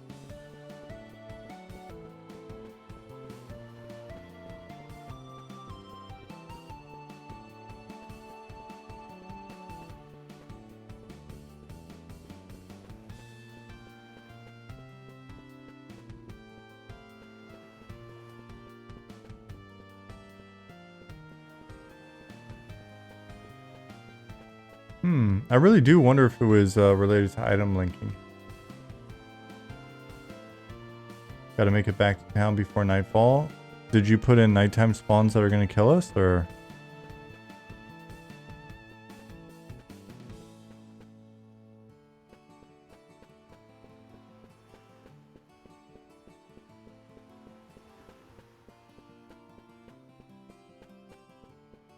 Oh, you're just shooting for drama. Okay. Oh, Ollie, what milestone is light sources as items?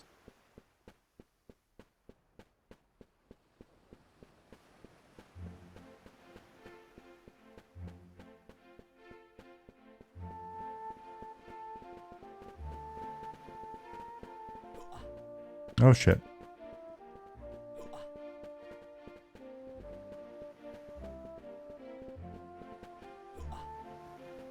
Yeah, Pattis, I was okay, phase 2 equipment.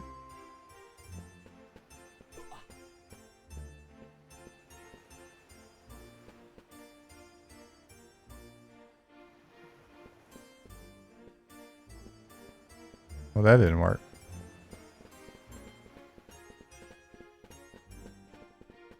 So yeah, that was when I ran over there and in the editor, Pattis. I immediately started climbing up to see where I could get.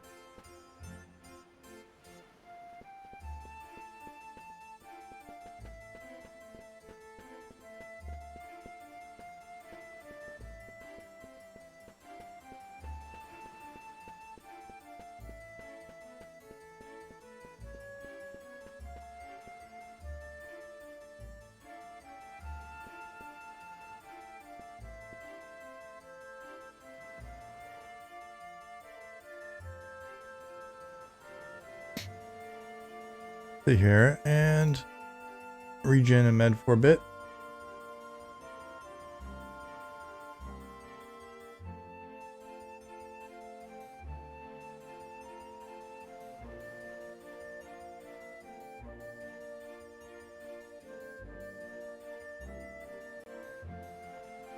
No, don't worry about it.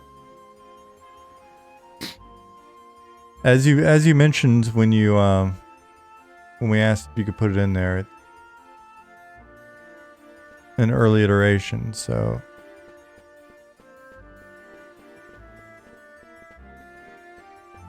I am not shocked that we can climb it in interesting ways. Plus, I think in general we can climb a lot of geo in maybe ways that we won't eventually be allowed to. Fizzle, nice. I like fizzling. Folks in chat, what do you think? Do you like fizzles? I'm a fan of fizzles.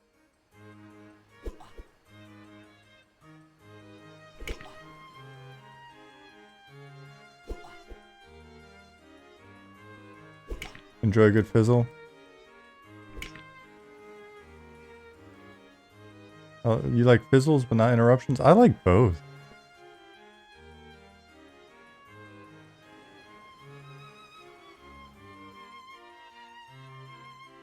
This guy's rusty long sword looks like a bow. Or is that a bug? Is this the bug that you're... It is a bow.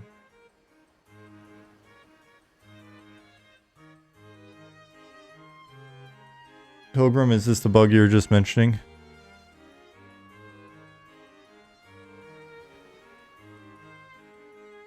Yes, that's it? Cool. And what was the fix for it again? Hold right click on it.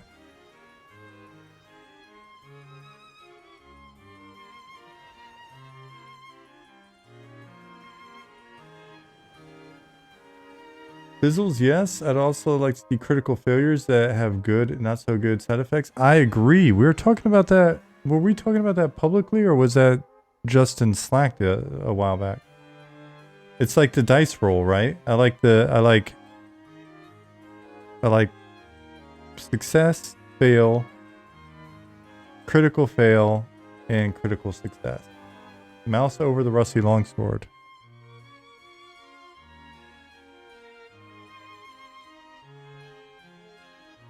Okay. Cool. Thank you. I think fizzles are a good mechanic to have, but I hate when it happens at critical moments. That is the whole point. That is the fun. At critical failure, you've summoned Asmodeus. What? I was just trying to cast Flame Burst.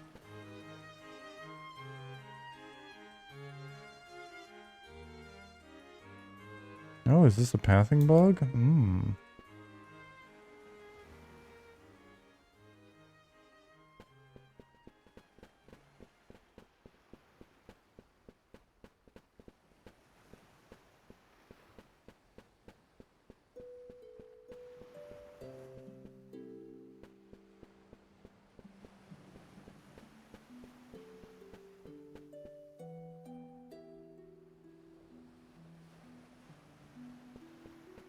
Well, shit, that did nothing.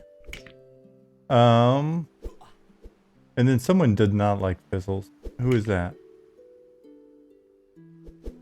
Ah, Mnemotic. Likes interrupts, but not fizzles. Is it because they feel too RNG, or?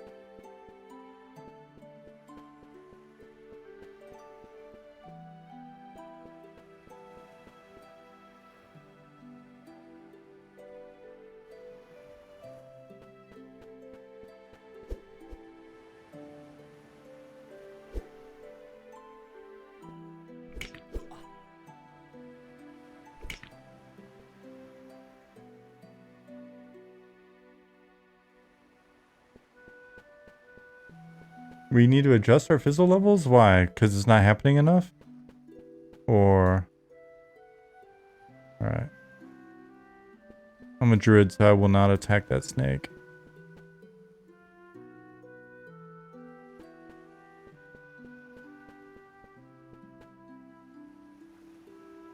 Nor the rat. Only skeletons for me.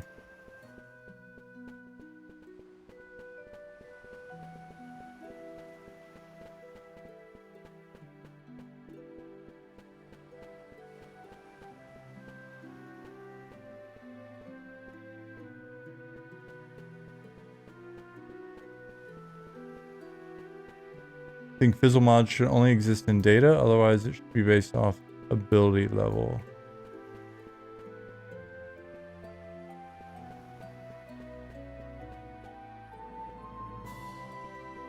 I see nothing wrong with that statement. Wired Prisoner. Thank you for the follow.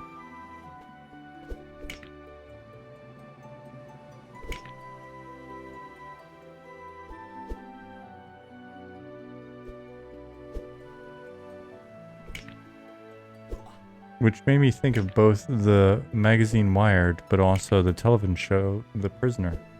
Critical fizzle, you accidentally buff the mob. I wonder if that would have to be like a whole table that we set up. What happens in the case of a critical fizzle? I mean, you could do the easy thing, which is like if it's damage spell, you take the damage.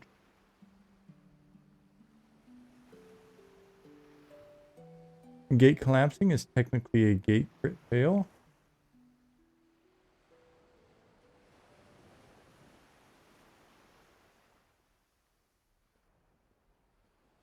It feels like more of a fail.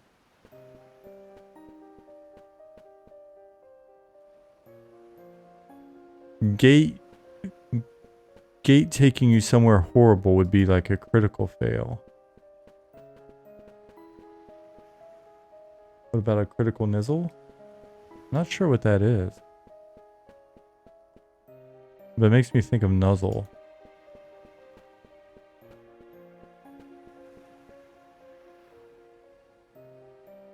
Final Fantasy 11 background music is instant follow. All right, well then your follow is due to Bunny choosing the music this evening. Good job, Bunny.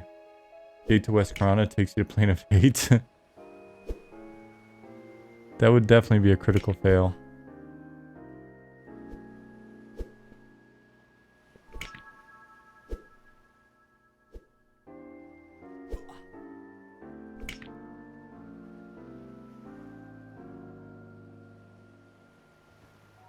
Crit fail on Fireball gives enemy a fire proc.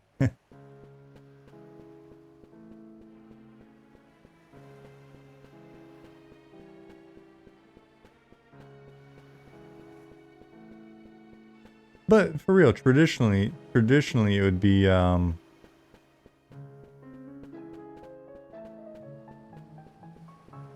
like a fireball. It would just blow you up, right? The crit fail. A crit fail on a kick, you knee yourself in the face. You slip and fall.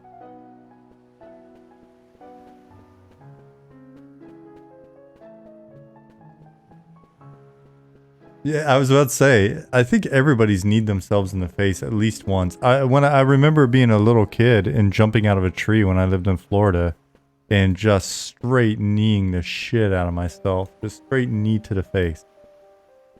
Oh, man.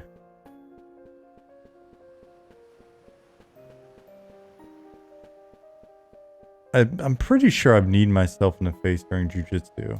You live in Florida and still do that? Yeah, it's in the water down there. That and sulfur. At least where I lived.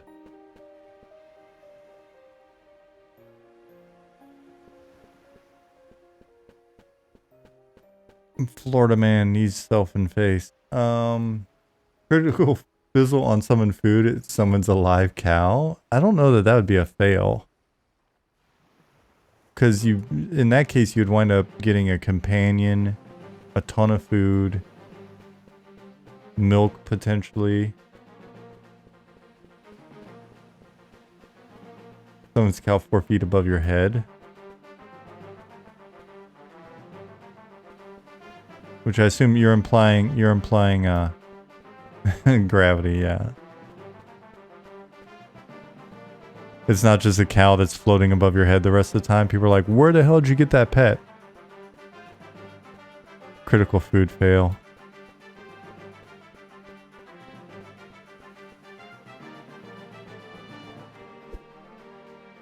Oh yeah, they're social. Good reminder. I was about to attack one as well. I would have totally forgot about them being social.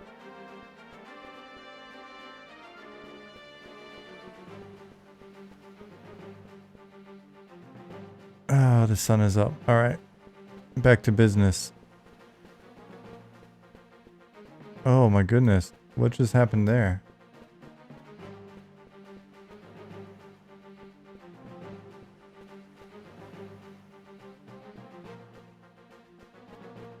Aren't party bugs known as crabs?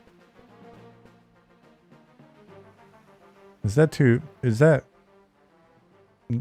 far for this stream? We keep it pretty tame here.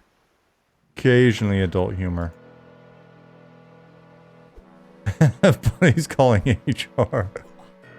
Oh. This is a family stream. Have you met my family? This would be totally appropriate in my family setting.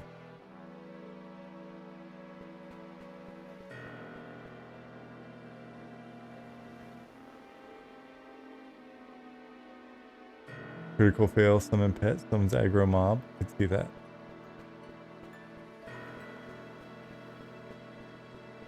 No. Critical fail, summon pet. Summons just like a really... just kind of a really pissy pet. Like, pet attack. No. No, you attack. How about you do that, Dad? Pet follow me. Nah. Maybe. And you can't get rid of it. It just follows you around, being a pain in your ass. You just log out, log back in. It's still there.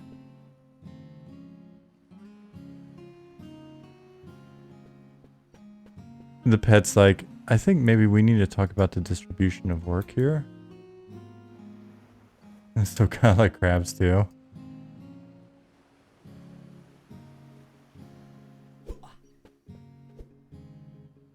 Pattis, I don't know the reference. You're driving down US 19 in Florida with your son. Told him we were going to see topless lady. Sure enough, within 30 minutes, there was a topless lady walking down the street. Oh, that's so European.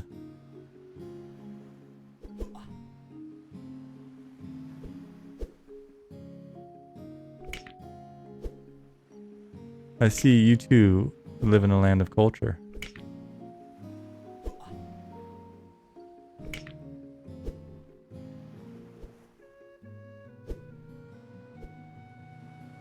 Oh, Grumpy.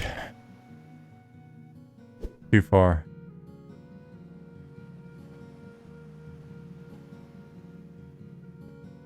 Yep, Pattis, that's what I'm envisioning.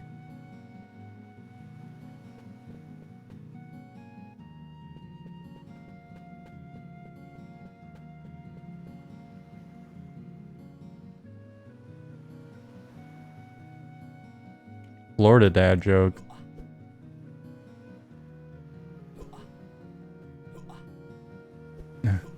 Did you just report me to me, Bunny? Damn it. Oh shit. I did not pay attention. Oh, we were just talking about this.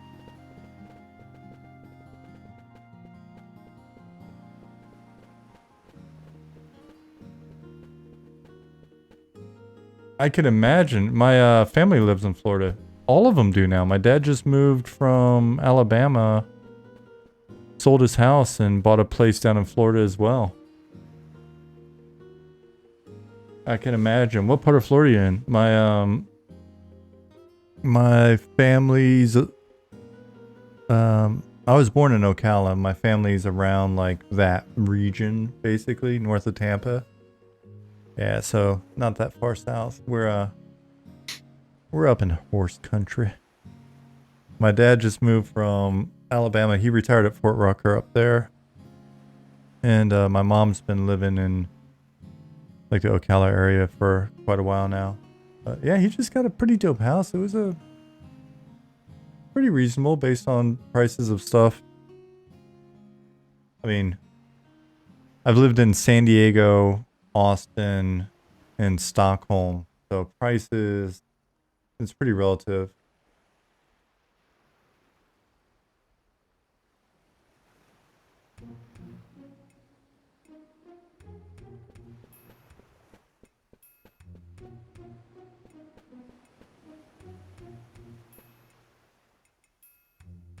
Is that BHS Esports?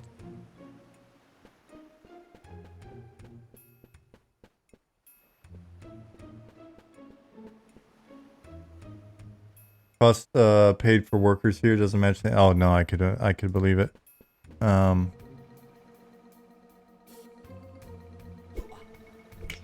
Before I left Austin, the prices were getting pretty insane.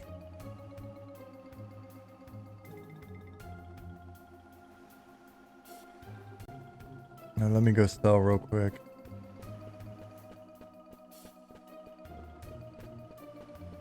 Been with your company doing all their tech support and making 17 an hour. Is it a smaller company like or what would be the right term for it? I guess smaller company, or is it a bigger place that's just based there?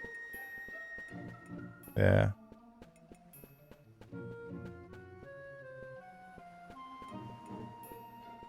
It's funny, back when I got out of the army, opened a skate park in Alabama, worked some day jobs, random jobs, for a bit while that was going on, just to try to make some extra cash. And one of them that I was at for a bit longer was art museum. I was the custodian at an art museum in Dothan, Alabama, of all places. And the when I wasn't cleaning toilets or fixing broken sprinkler head, I wound up having to take over for the woman that they hired a woman to do the desktop publishing, because art museums are constantly putting out new flyers, and like every time there's a new exhibit or whatever, they're making new flyers and brochures and all of that stuff. So rather than pay the company that had been doing all of it in town, the director of the museum was like, if we buy a computer and hire somebody, it'll wind up being cheaper in the long run. So they hired this woman who, I'm not quite sure how they found her, but anyways, she claimed to know how to work. I think at the time it was like Quark Express or something. You know, claimed to know how to do desktop publishing, and come to find out she could barely operate a computer. And so she kept asking me to help her when I was like sweeping or dusting or dumping out the dehumidifiers. And it got to the point where I was just basically doing it all. So they let her go and basically had me start to fill in doing the desktop publishing between cleaning, you know, bathroom stalls where the latest children's group to visit from some school just had somebody smear poop on the walls. And so I'm like bouncing around from being muddy outside or crappy inside to nudging pixels around in a brochure. And I had the audacity to ask if I could move up from my $6 an hour to maybe like $8 an hour, if I'm going to continue to do the job that the lady that I think was originally hired for like $12 an hour, who ended up being very frustrated and sort of half quitting, half being fired.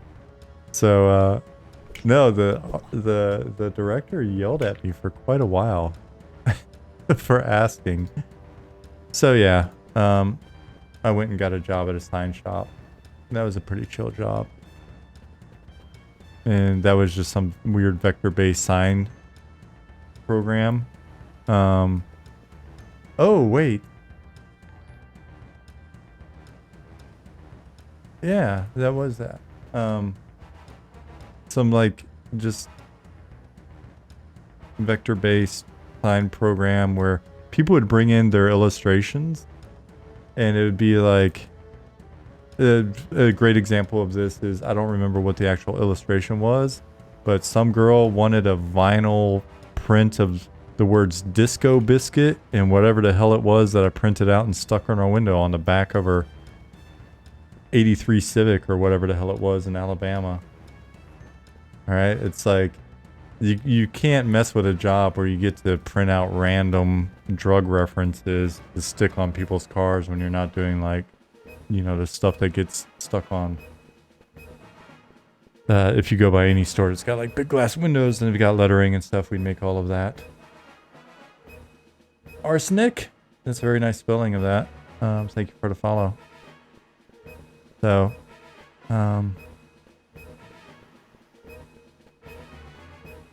yeah, for some reason I thought that was, I'm trying to remember. I eventually worked at a pet supply, massive pet supply store in Alabama that actually had like 3 locations in the US. And the old guy that owned it,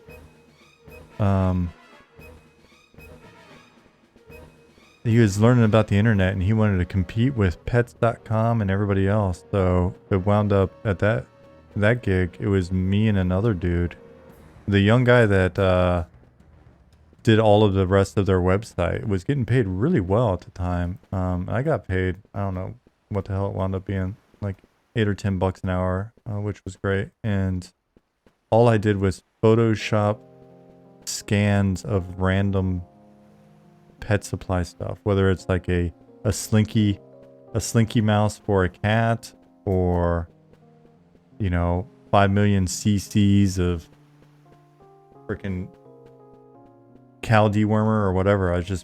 We had tons of scans coming. I was just cleaning up the backgrounds and formatting them to put into the website. That's what I did all day. And the kid that was running the whole show was super nice. And like I said, he was getting paid a grip. He was getting paid like something ridiculous, like 80 grand a year or something. This was, you know, whatever, 99. And so he'd buy me lunch all the time. We'd go to Wings and Things, man. I'm missing some legit American chicken wings right now.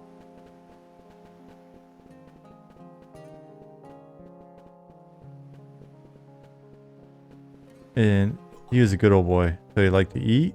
And I gotta tell you, nothing like working with a dude that will buy you lunch that likes to eat.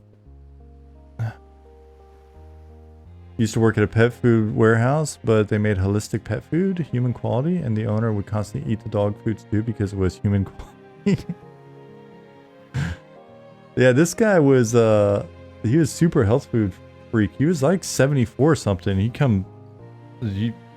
looked super good. I don't know, maybe even older, like 80. Looked super good. But he always had like a bag of raw broccoli or carrots, stuff like that. Just always with him, chewing on some raw vegetables and farting. He just walked around and farted everywhere. Like he owned the place. Because he did. So you just got to put up with it.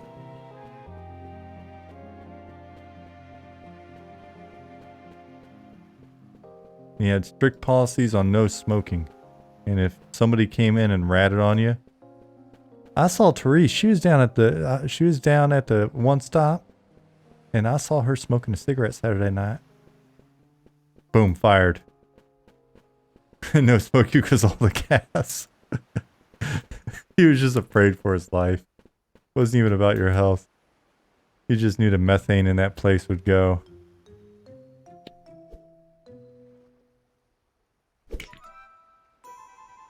Half a Blockbuster.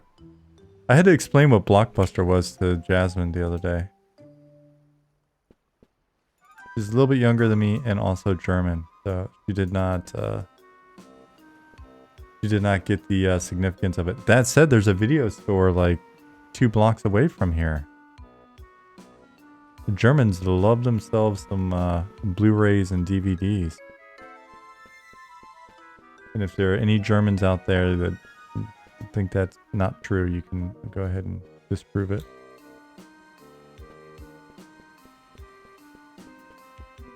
They still make Blu-rays? I think so. What else would there be? That's the most sophisticated on a disc thing I can think of. Blu-ray, right?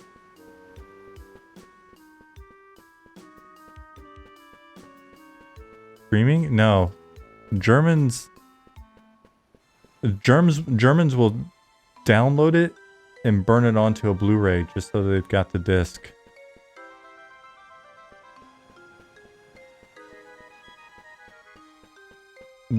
Germany's barely got internet. Let's be fair. Physical media.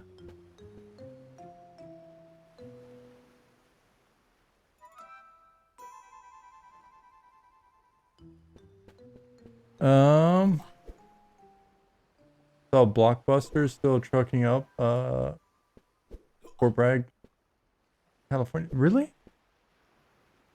I thought there was only one left in America. Yeah, we laughed. The problem I have with streaming is there's so much shit you can't find anymore. And I'll reference some like random ass old 80s movie or something, and then we'll talk about watching it, and I just can't find it anywhere.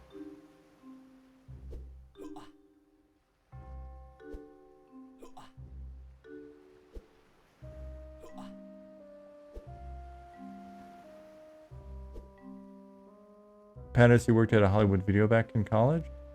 I don't think I ever worked at a video store. For me, it was always fast food. I went from fast food to the army. What can't I find? I tell you what, next time we run into something, I'll write it down. And see if you can find it. What about the movie 976 Evil?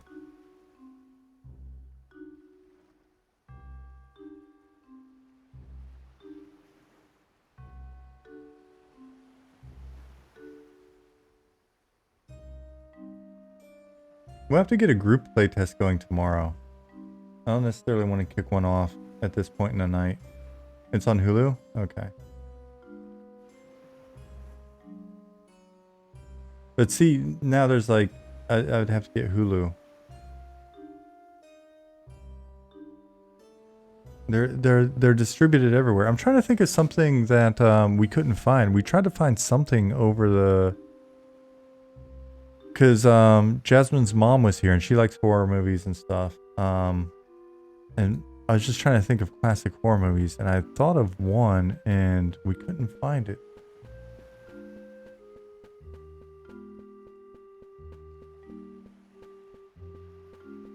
Netflix is trying to start a games platform now. Don't like that. Yeah.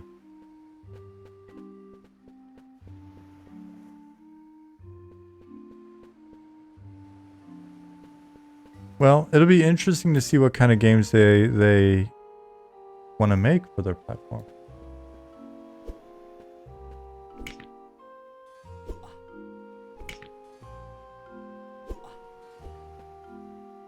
Yeah, fortunately we don't have to get cable to get internet here, and internet's not expensive, so I can't argue about that.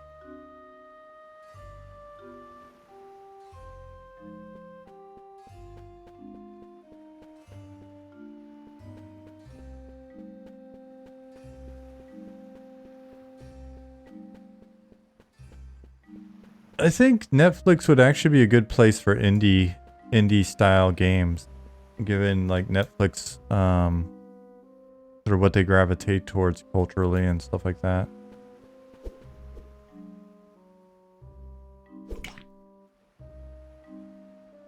I mean, I'll understand the business model for that, but it's just another thing. Well, fortunately, it's another thing that I probably won't care about. What do I think of Google Stadia? Is it still around? I thought they were destaffing it and stuff. I thought they had finally kind of said nah. But that was a podcast like last year was the last thing I heard on Stadia.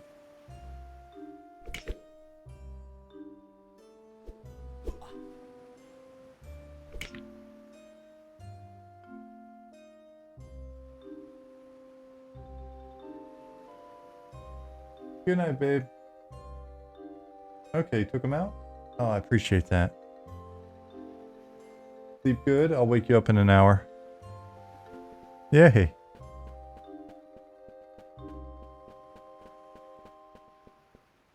Yeah, is there a good article on like what Netflix's actual mission is going to be with that, or are they just trying to be the Netflix of games?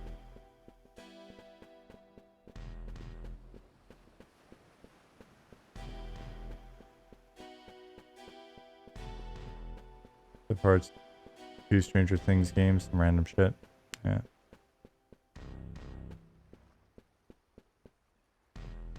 If they went hard on, didn't they do like a Minecraft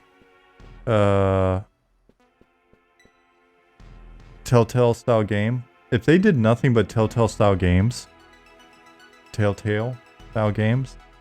Jasmine would be all over it.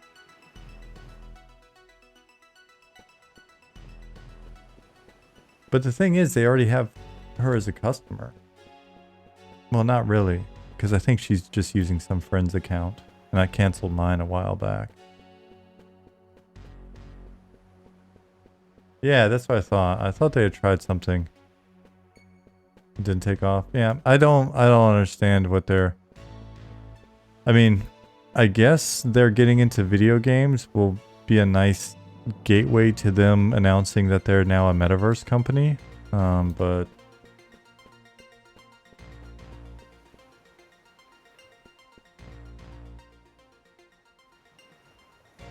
Isn't Cody, is that like one of those sort of, is that legal?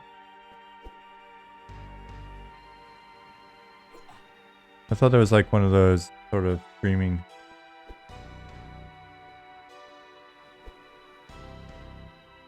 It's legal? Okay, I thought it was one of those like weird interfaces that made it easier to stream quasi-legal stuff.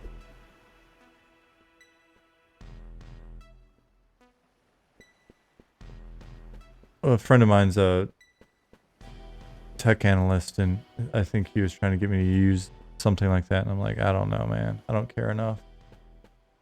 Oh, what is going on? How you doing, Orc Boy? How's it going? Oh, I don't want to fight both of these.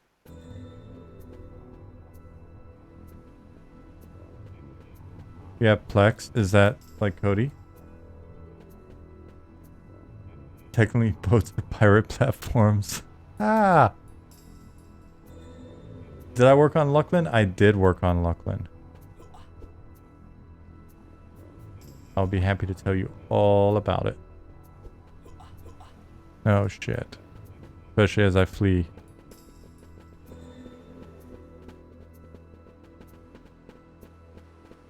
We should make bats social as well.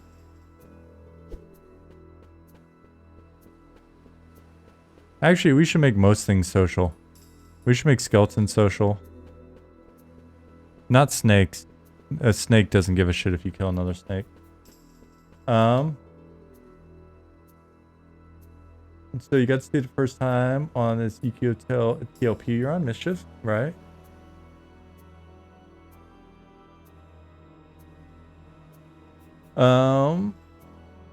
You love Grieg's End. Grieg's End's a fun zone, and Beast Lord is fantastic. Have you done your Beast Lord epic yet?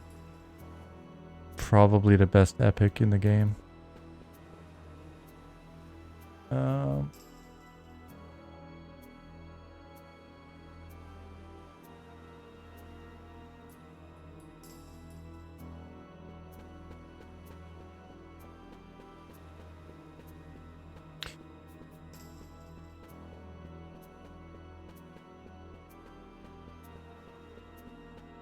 It's a fairly easy epic.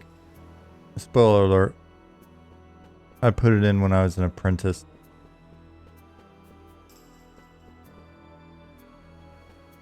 They'd kind of forgotten about a lot of the stuff. So they were like, "Hey, apprentice, put this in." That's never a good sign.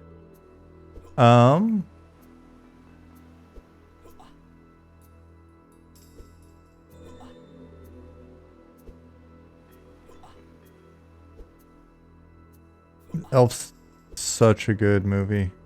That's right. Christmas is coming up. We can start watching Christmas movies. I'm excited. My favorite time of the year.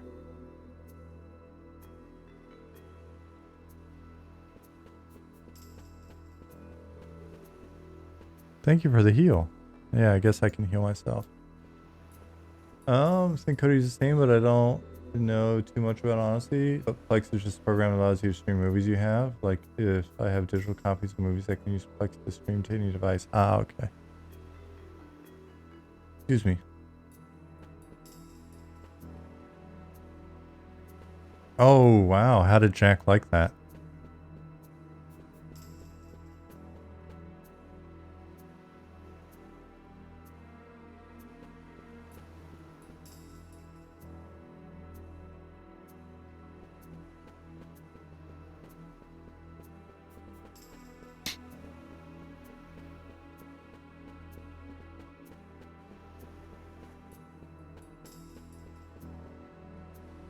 Oh, so he's actually named after Jack in the movie. Partially. That's gotta be a cool feeling.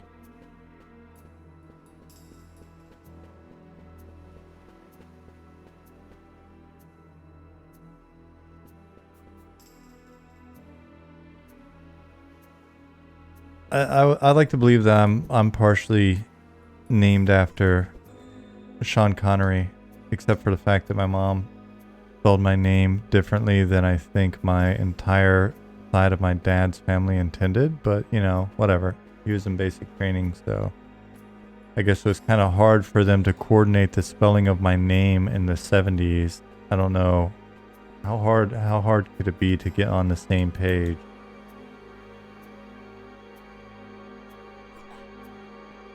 Shawn, the sheep is spelled with a U. Thank you.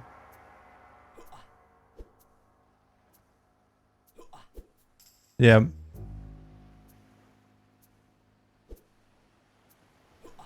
My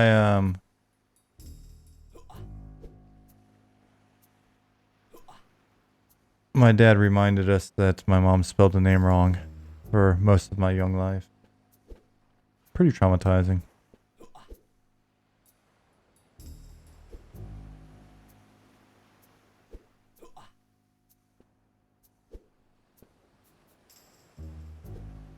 So I always heard that SHAWN was the like more feminine spelling of the name.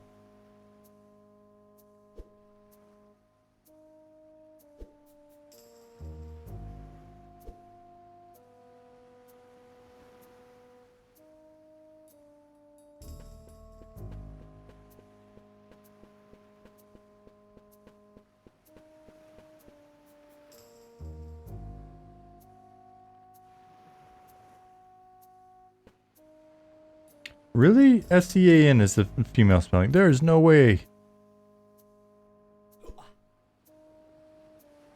Gone with a U here?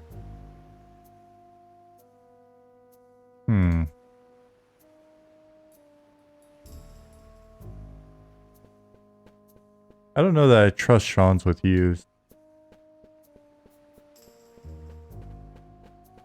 No, I'm just kidding. Even if we've got different spellings, we're all in the same club.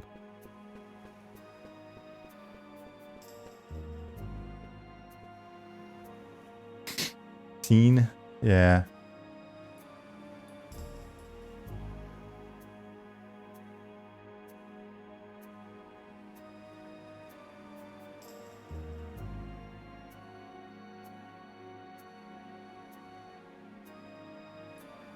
What about the rapper Big Shawn?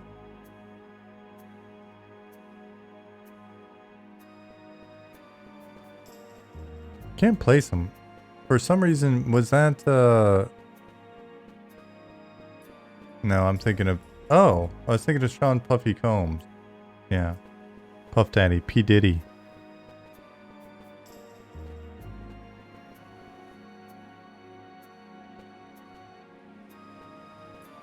The amount of American names that come from Irish names misspelled is infinite.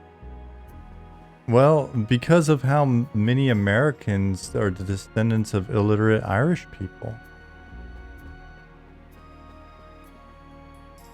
Will the relative success of New World influence any aspects of this game, or are there other games out there that are more likely to serve as inspiration for gameplay, business model, etc.?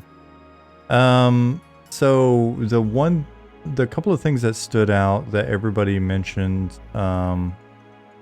like Nick and other folk, Bunny you may have mentioned as well.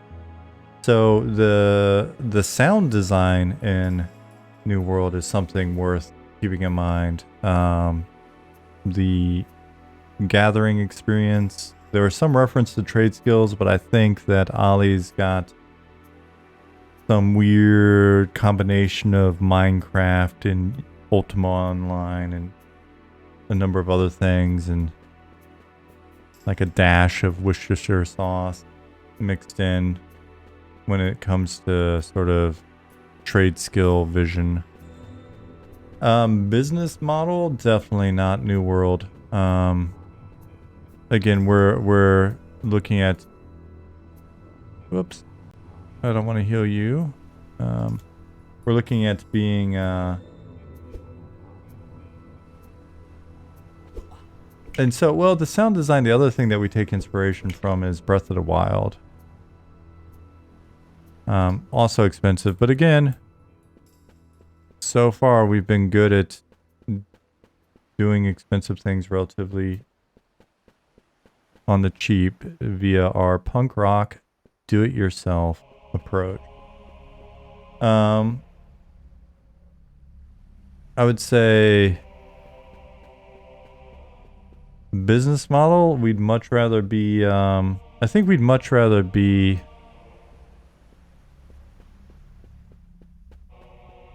in a situation where we are Valheim versus New World. We'd rather be niche and grind our way towards having a nice, steady, pays the bills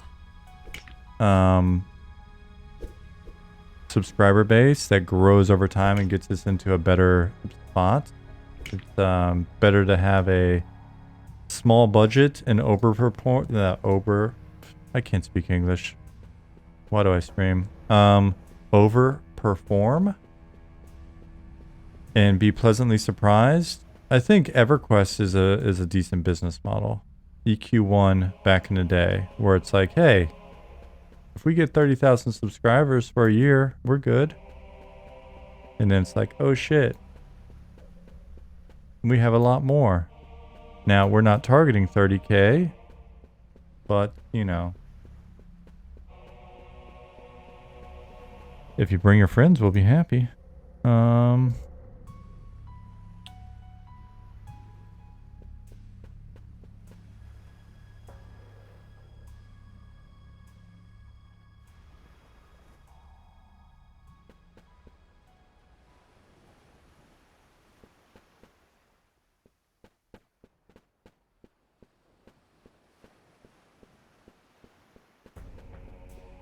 What about dynamic growing quests for each class? Love to build a paladin holy sword quest. Definitely been discussion on that topic. One thing with quests we'll have to look at is how to hit on certain desires like that without making things feel too quest driven or samey, if you know what I mean. Like, if every class has a badass kind of start at the beginning epic quest, and that item is sort of best in slot at a lot of different points in your career as it's in its different phases, like, in order to justify all of the work that you're putting into it, then does everybody feel like they're on the same track? So to be playing around with some stuff like that. I think, one of my biggest long-term inspirations, even though I didn't play it for a ton, I played it for months when it first came out, but just as somebody in the industry watching them over time, I've always thought that Eve's willingness to be niche and then stay true to their core base, like player base, and grind and grow from a small MMO to being a, you know, notable MMO company over time has been underrated.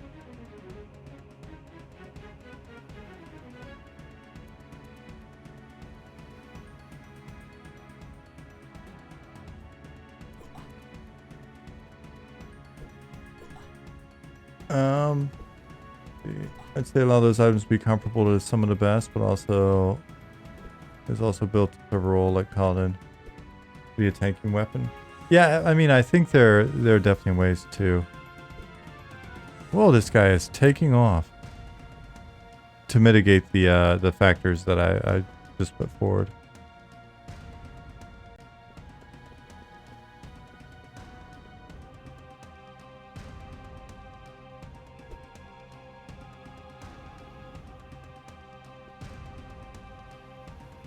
I like the idea of everyone essentially permanently having a specific item slot taking up.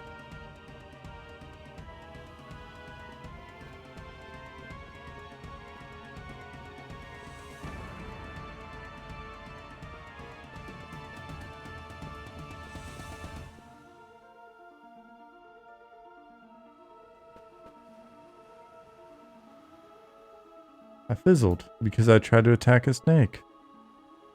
The Druid gods did not want me doing it.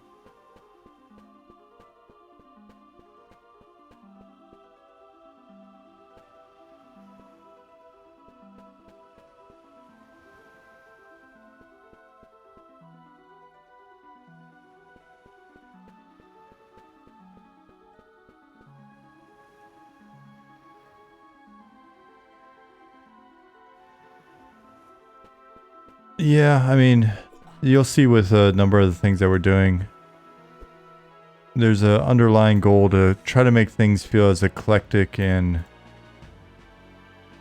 not sort of systemic and samey as possible. And that doesn't just mean like the gameplay associated with doing quests and things like that necessarily. It even means availability or what it feels like to play that character. Right? When you roll up a new alt to play a different class, it shouldn't feel like a different flavor of the same path. It should just feel different.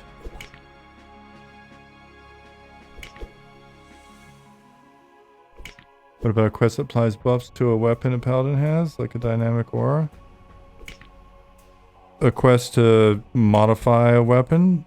Nothing wrong with that.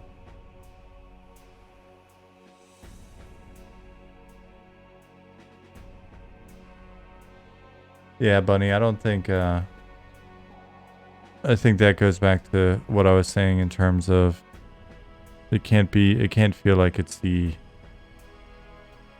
only thing. Probably better. Only thing that you'd ever want to use. Let me go sell real quick. Hey, Drew.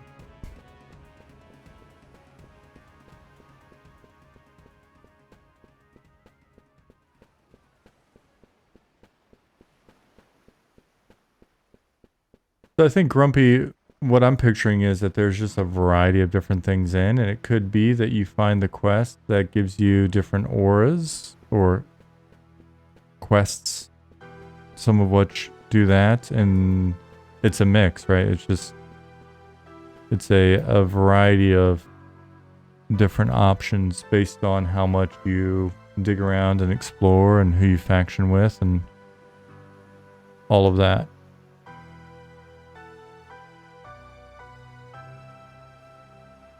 That way it not only feels like I took the time to play this other class, but in theory, if you played your same character in a different way in terms of where you spent your time and who you factioned with and what god you serve or what god you then decide to switch to, or gods, depending on whether or not we can figure out a good way to have you worship more than one.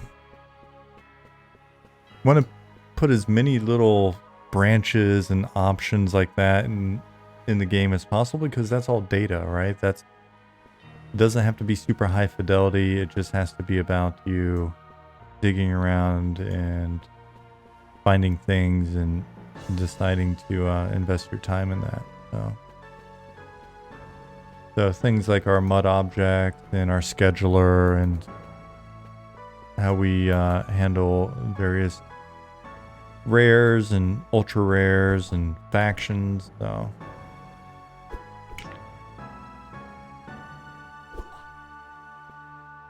yeah, Grumpy, we're probably on the same page on a lot of stuff. I've noticed with a lot of conversations in here that some of the things that we feel like we could have gone deeper on in EQ keep coming up. So definitely stuff that we want to hit.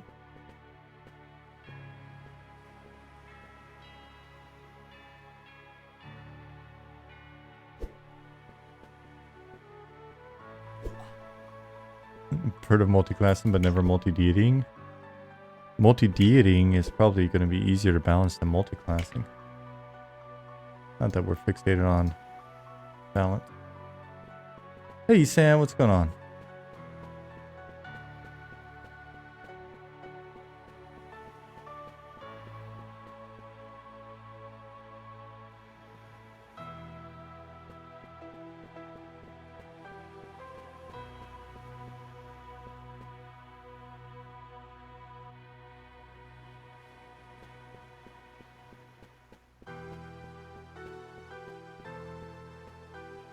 Hey, Shooty. It's your birthday.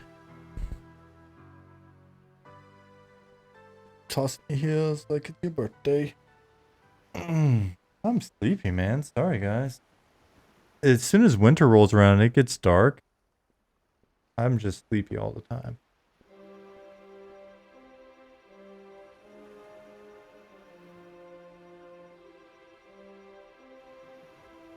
Oh, time difference as well. I forgot. It is an hour later than normal.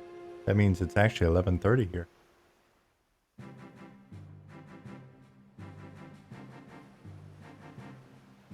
Yeah, it would be fun to do a lot of weird stuff with the gods. And depending on who you align with and what you do and all that, like weird quirky requirements or unlocks or bonuses or whatever.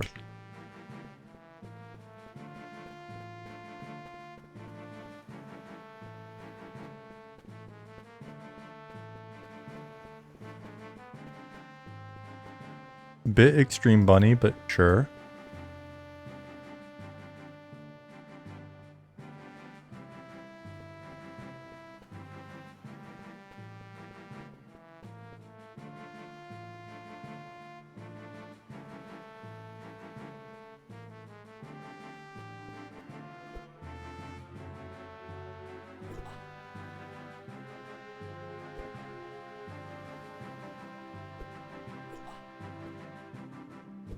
So you guys, you're seeing like the pace of combat and pace of progression right now. I mean, I'm by no means an efficient player.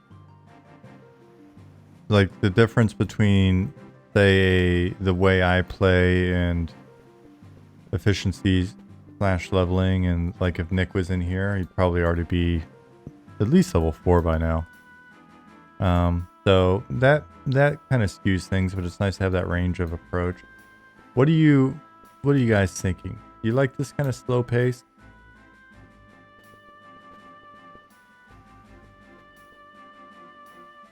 You play like a person that's also talking on stream or working from home. Yeah, because I grew up on EQ watching TV while I should have been paying attention to the raid or something. Game feels really good at the moment to you. I was about to say, yeah, I'm digging it as well. All right, so that's a couple votes. Drag and Beaver, Grumpy.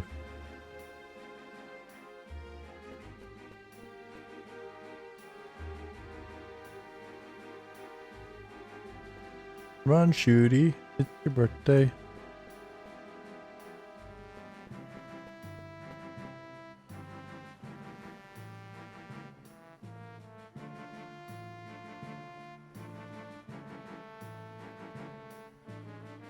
Just trying to bow kite.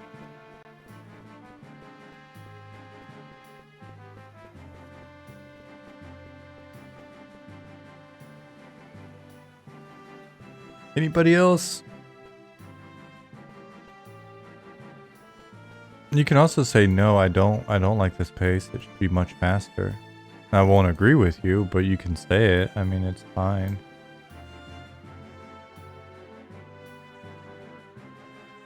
I like the first few levels to take roughly an hour each. Give me a bunch of spells to play with, and then I can grind longer levels.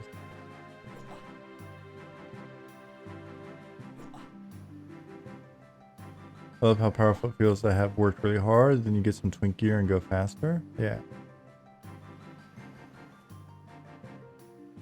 So it's great. I'd like to be able to have a conversation with group while we kill. Also enjoy being in a zone long enough to master it. Lower leveling also gives more room to grow over time. Yeah.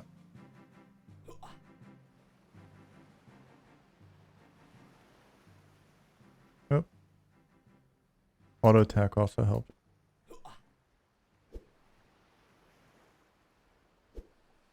Yeah, I'm a big fan of slow. Did he level up? What level is he now? 3? I missed it.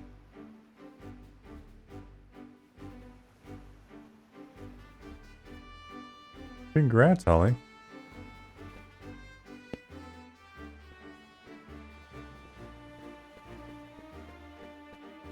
Hell levels are not only a yay, but I think we've already said we've got more than you'd expect.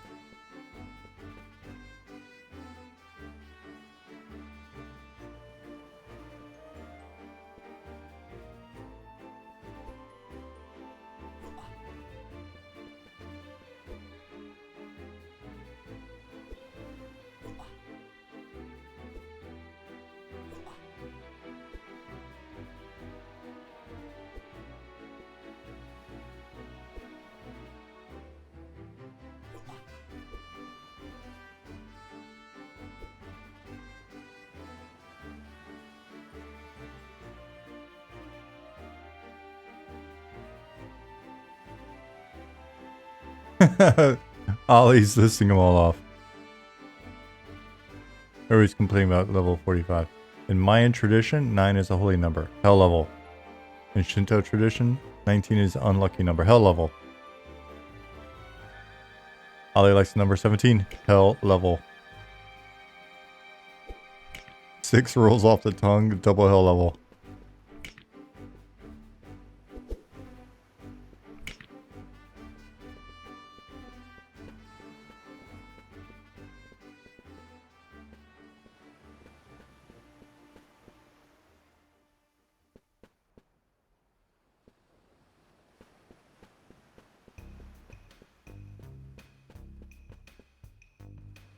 You will be dynamically assigned a schedule of hell levels at birth.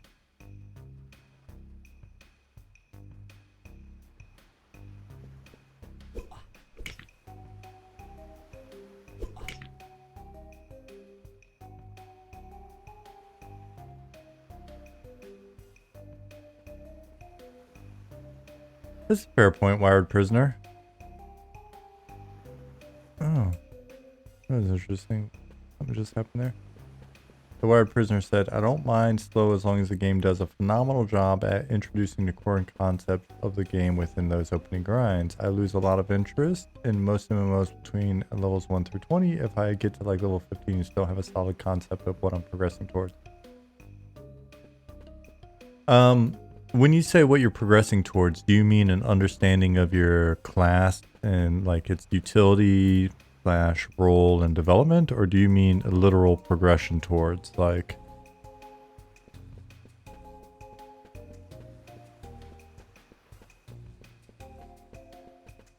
a game defined goal?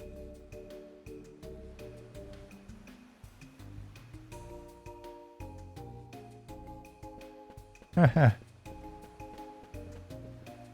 Tricked you, Beetle.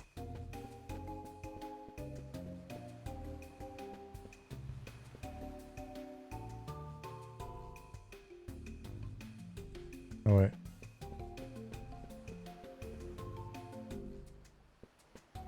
Really?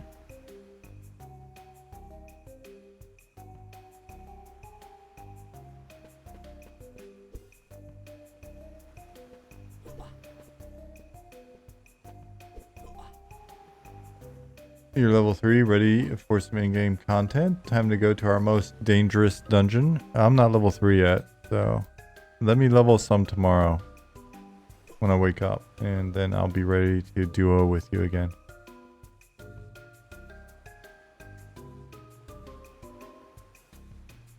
Beaver, what is that? Emotional support? You'll be sending us good vibes.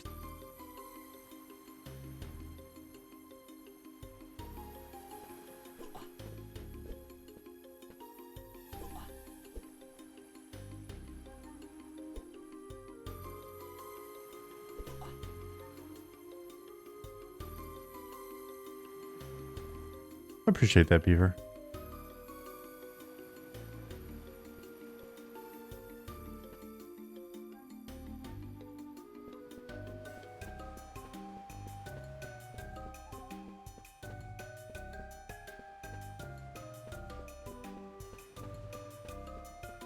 Drake said, regarding slow pace, there's a difference between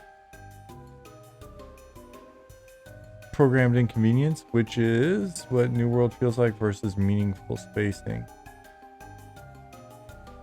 What if, how do you feel about just a lot of foundational inconvenience?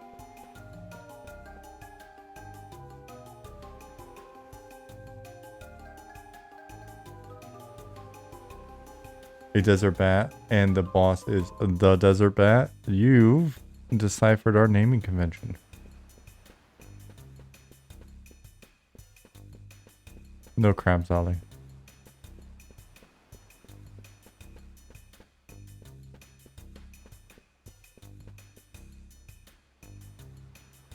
What is going on with my targeting? Where did you see a snake? Anywhere around me just then? Another important aspect is for, all right, it's getting to be that hour. I think another important aspect is that for almost any MMO, game begins at max level and there starts to be progression towards in-game content. With that in mind, leveling is seen as an obstacle. Yeah, that's one of the reasons why we're being crazy and not pursuing raid content.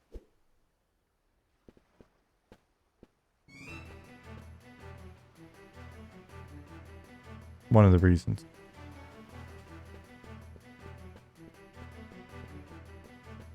But we can hit on that topic more when I'm not as sleepy.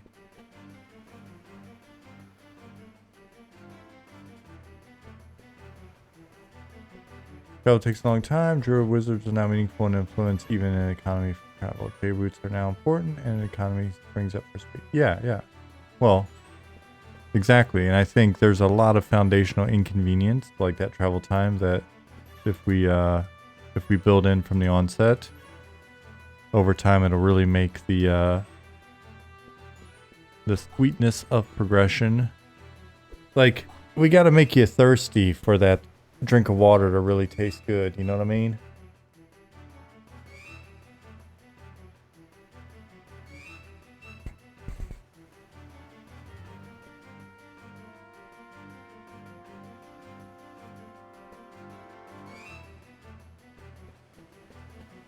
Not just inconvenience, because we needed to keep subbing. Well, I mean, at the end of the day.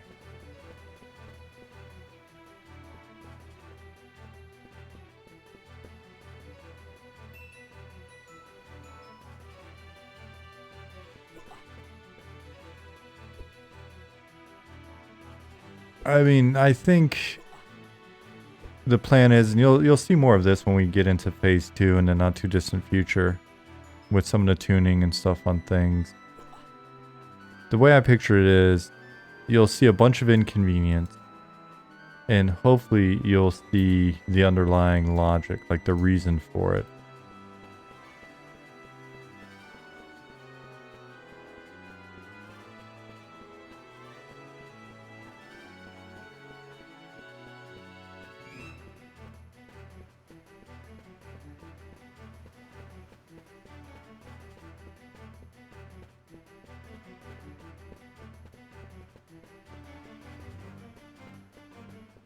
Providing meaningful content progression for players not at max level seems to be exceedingly rare, so I'd be interested in seeing what you have planned for that. I think part of the challenge, part of what happens though is the desire to ensure that there is a perpetual treadmill at the end game, so that you don't potentially lose players.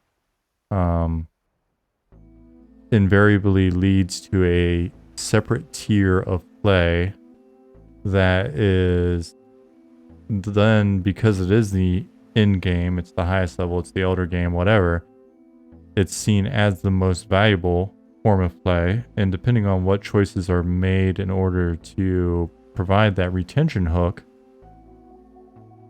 then yeah, it easily make all of the game leading up to it to feel like the blocker before you play the real game. And a lot of that is because they are very different games, right?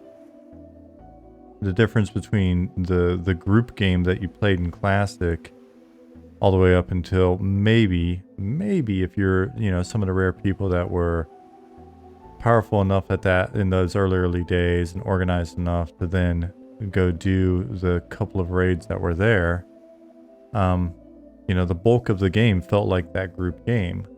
But when all of a sudden you have a clear raid game, then the group game is a separate game. I think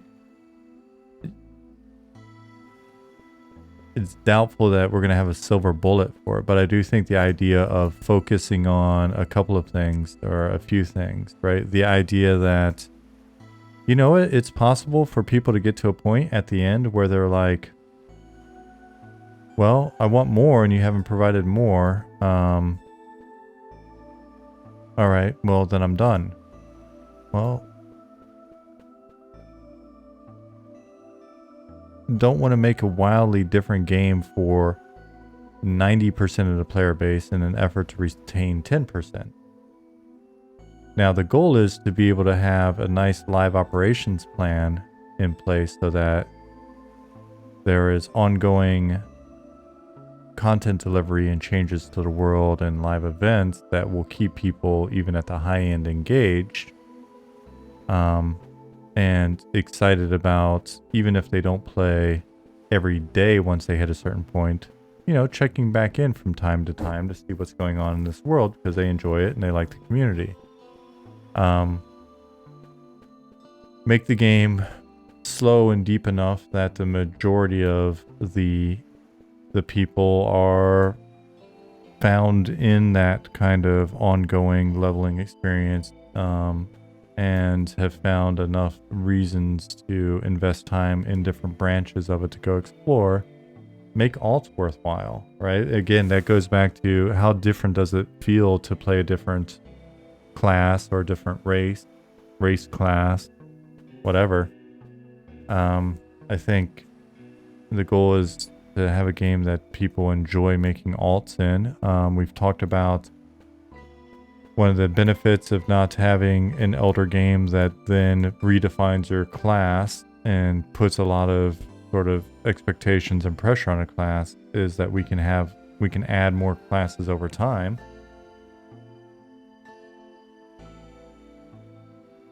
Don't you still need to form or a form of challenging content for max level characters? Yes. The degree to which we spend our effort retaining them as opposed to ensuring that the bulk of the players are getting what they need will be something that we have to discuss. So even with the idea of not doing raids, that doesn't preclude us from having challenging content that's not necessarily focused on changing the grouping construct and play dynamic from a single group dynamic to a persistent multi-group construct. Because in that situation, now we're also likely changing class definitions, because you start getting into that question of, well, how many of X class do you actually need? What is the optimal multi-group sort of construct size? Is it 12? Is it 24? Is it 48? To what degree are you trying to then tune to a specific player count variable? How do you, without focusing on instancing, constrain player count variables? All that kind of stuff. So what I'd be curious to see is what kind of feel we get for how many people we think will be at max level at what point. I mean, if a significant percentage or the majority of the players are at max level, then yeah, there better be something for them to do.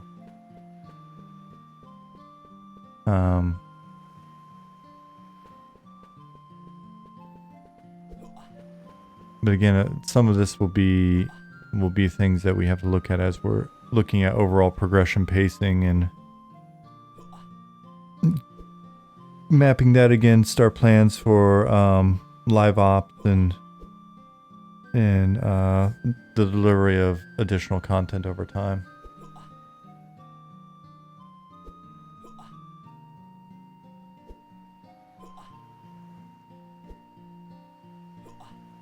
But some of it also goes back to looking at the niche, right? Like looking at who is our player base. So this goes to the question I asked earlier about pacing.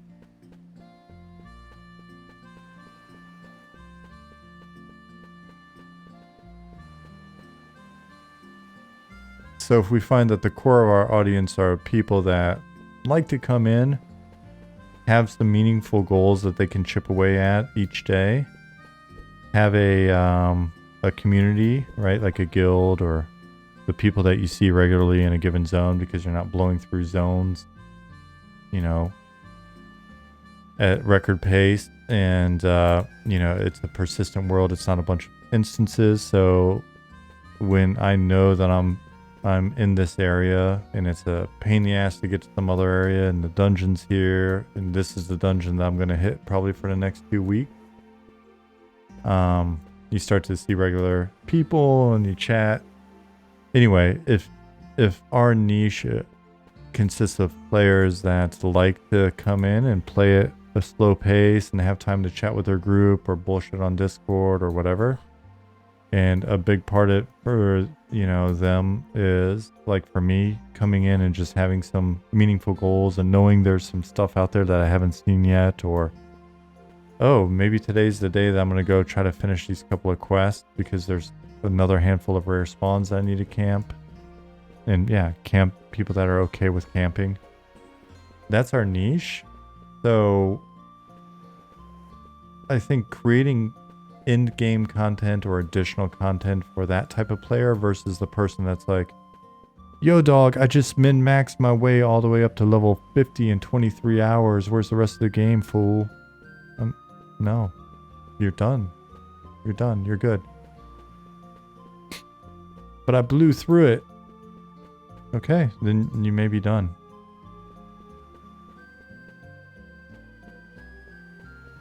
Now that you work from home, you're still looking forward to camping? Exactly. Camping's great. I missed a bunch of stuff. Sorry, Drake. Yeah, so not invalidating all of the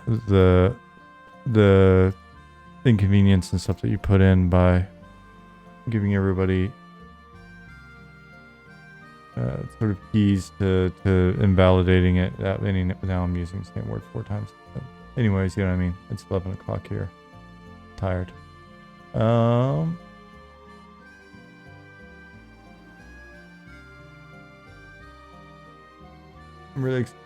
really happy with gameplay experience. Just being a level 60 Druid P99 green and staying a dial apart because I feel really useful to lower levels. Can earn a living interfacing almost entirely with other players. See, that's a really cool way to play. Put P99 leveling at about 3 to 4 months to max level with regular dedicated play. That's the challenge, right? Regular and dedicated.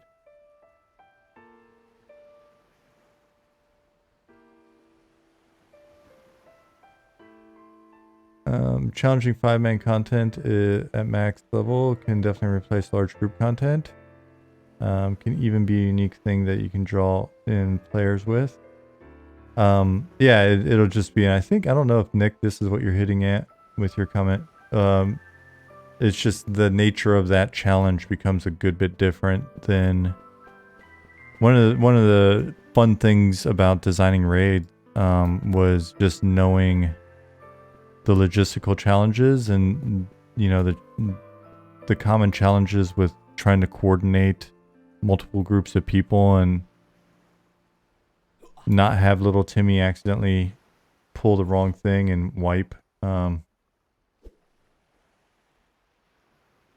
everybody, you know, getting people to appropriately time when they're supposed to do what, all of that stuff. Multi-group content definitely builds in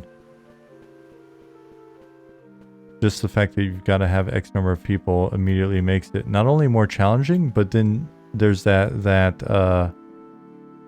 the fact that you're giving limited rewards to a large group of people, so you know they're going to have to do it again and again. And then on top of that, it's something that spawns less frequently, right? So think about just what a series of like cock blocks that is.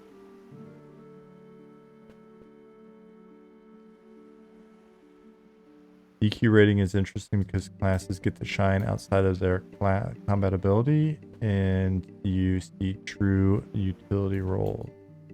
Yeah,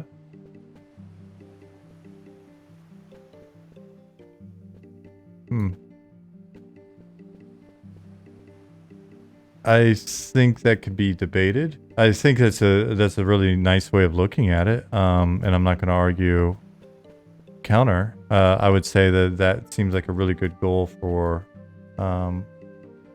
high-end group content then. But I've also seen a lot of classes get regulated to basically be one ability.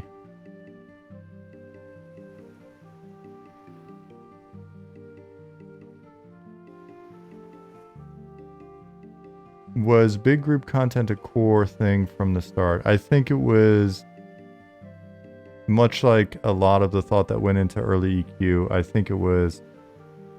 And then at the end of the game, everybody will get together and the most powerful people will attempt to kill these unkillable things. Ish. And then you're kind of roughly in the end. And then it evolved. Because raiding was still evolving quite a bit. I mean, you saw the evolution of it through the first 3 expansions. And then we tried to take that and push it into something that was even more dynamic and a bit more lethal with greater constraints and more attention played to mixing up opportunities for classes or making classes feel useful that didn't feel useful before. All of that with Pop. So Pop really started to, we were spending a lot more time thinking about what is there to off tank versus what of these things are meant to be locked down, like by different CC options that exist, high AC versus high MR, all of those things, right? I mean, even movement was a thing, right? Like, I did the silly little, it was mainly like tank and spank before people figured out how to break her completely, but the Sulon Zek fight and Plane of Torment, the whole thing was, I was trying to see, can we make a room where there's really no way to sort of hide around a corner or do anything like that, but also you've got to have your casters and healers move to avoid the birds, so you've got to kind of stay on your toes, even if you put her somewhere. So it was little stuff like that. There was a lot of experimentation going on.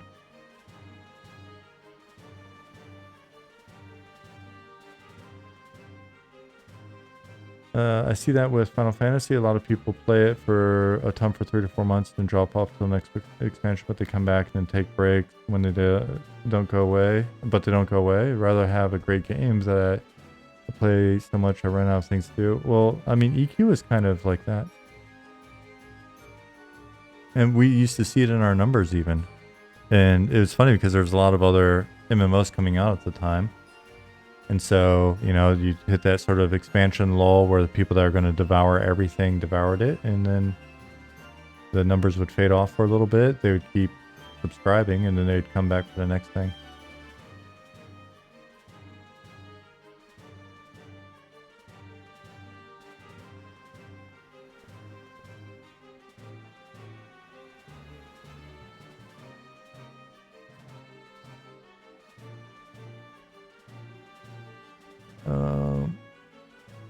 Some of the gacha games have approaches to retaining players' week-long events, either for the main or sub-storylines, collab events, etc., that have content for all level progression ranges, get X of Y fragment.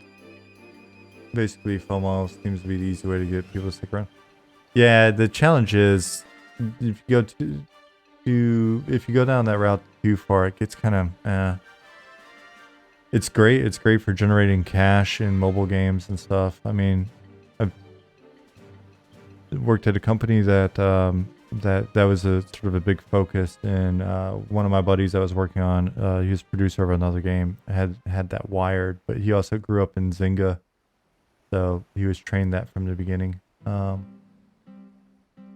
But yeah, the only challenge with it is, there's so much FOMO stuff, right? And people are like, the itemization gets weird, and is it all about just showing up to the next event? I'm not pissing on it by any means. I think there is some opportunity for that kind of thing, and especially for things like cosmetics or whatever. But I mean, we've seen that all the way back when I think WoW did a good job of doing seasonal events, kind of in that vein, right? The snowball fight and this and that, and like they were the first MMO that I remember that really started doing the seasonal events and a live cadence in a way that was kind of interesting like that. Just don't want to abuse it. So it'll be a mix of things.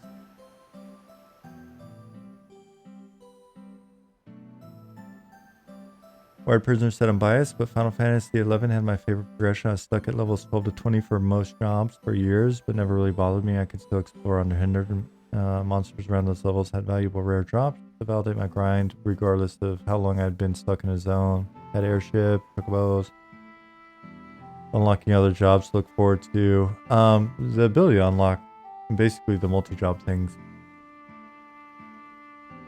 Really interesting. Because I wonder how much that... I wonder the commonalities with like the alt game.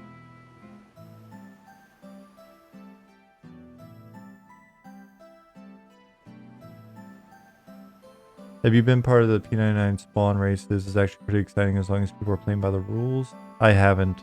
My old guild on 7th Hammer, I mean, whenever the server came up, we just killed everything. And then when it was a regular rotation,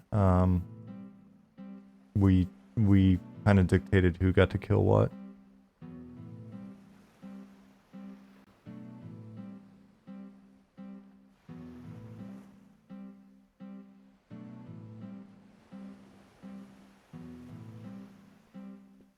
Yeah, Nagatsun, that's it.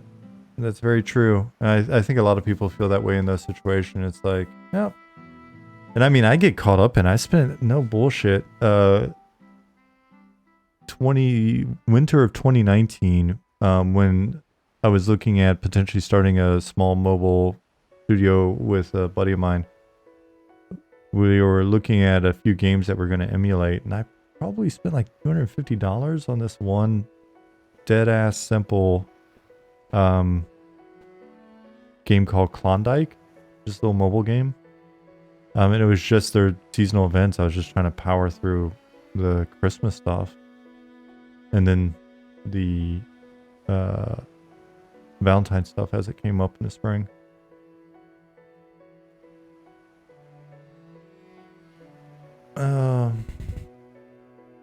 Yeah, all right. So we've hit 11 o'clock. Tomorrow, I'll see if we can organize a little bit more group play. If not, I'll play a different class and kind of see how that feels. But I like this kind of playing just because it's easy to chat with you.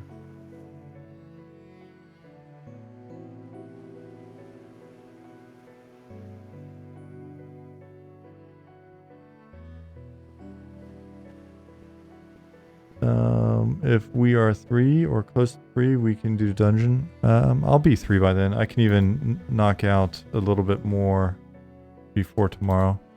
Yeah, I'm almost there. I'd love to, yeah, be on the Druid. You can be on the Ranger and kind of see. No worries, Pattis. It's during the day for folks. I know how it is.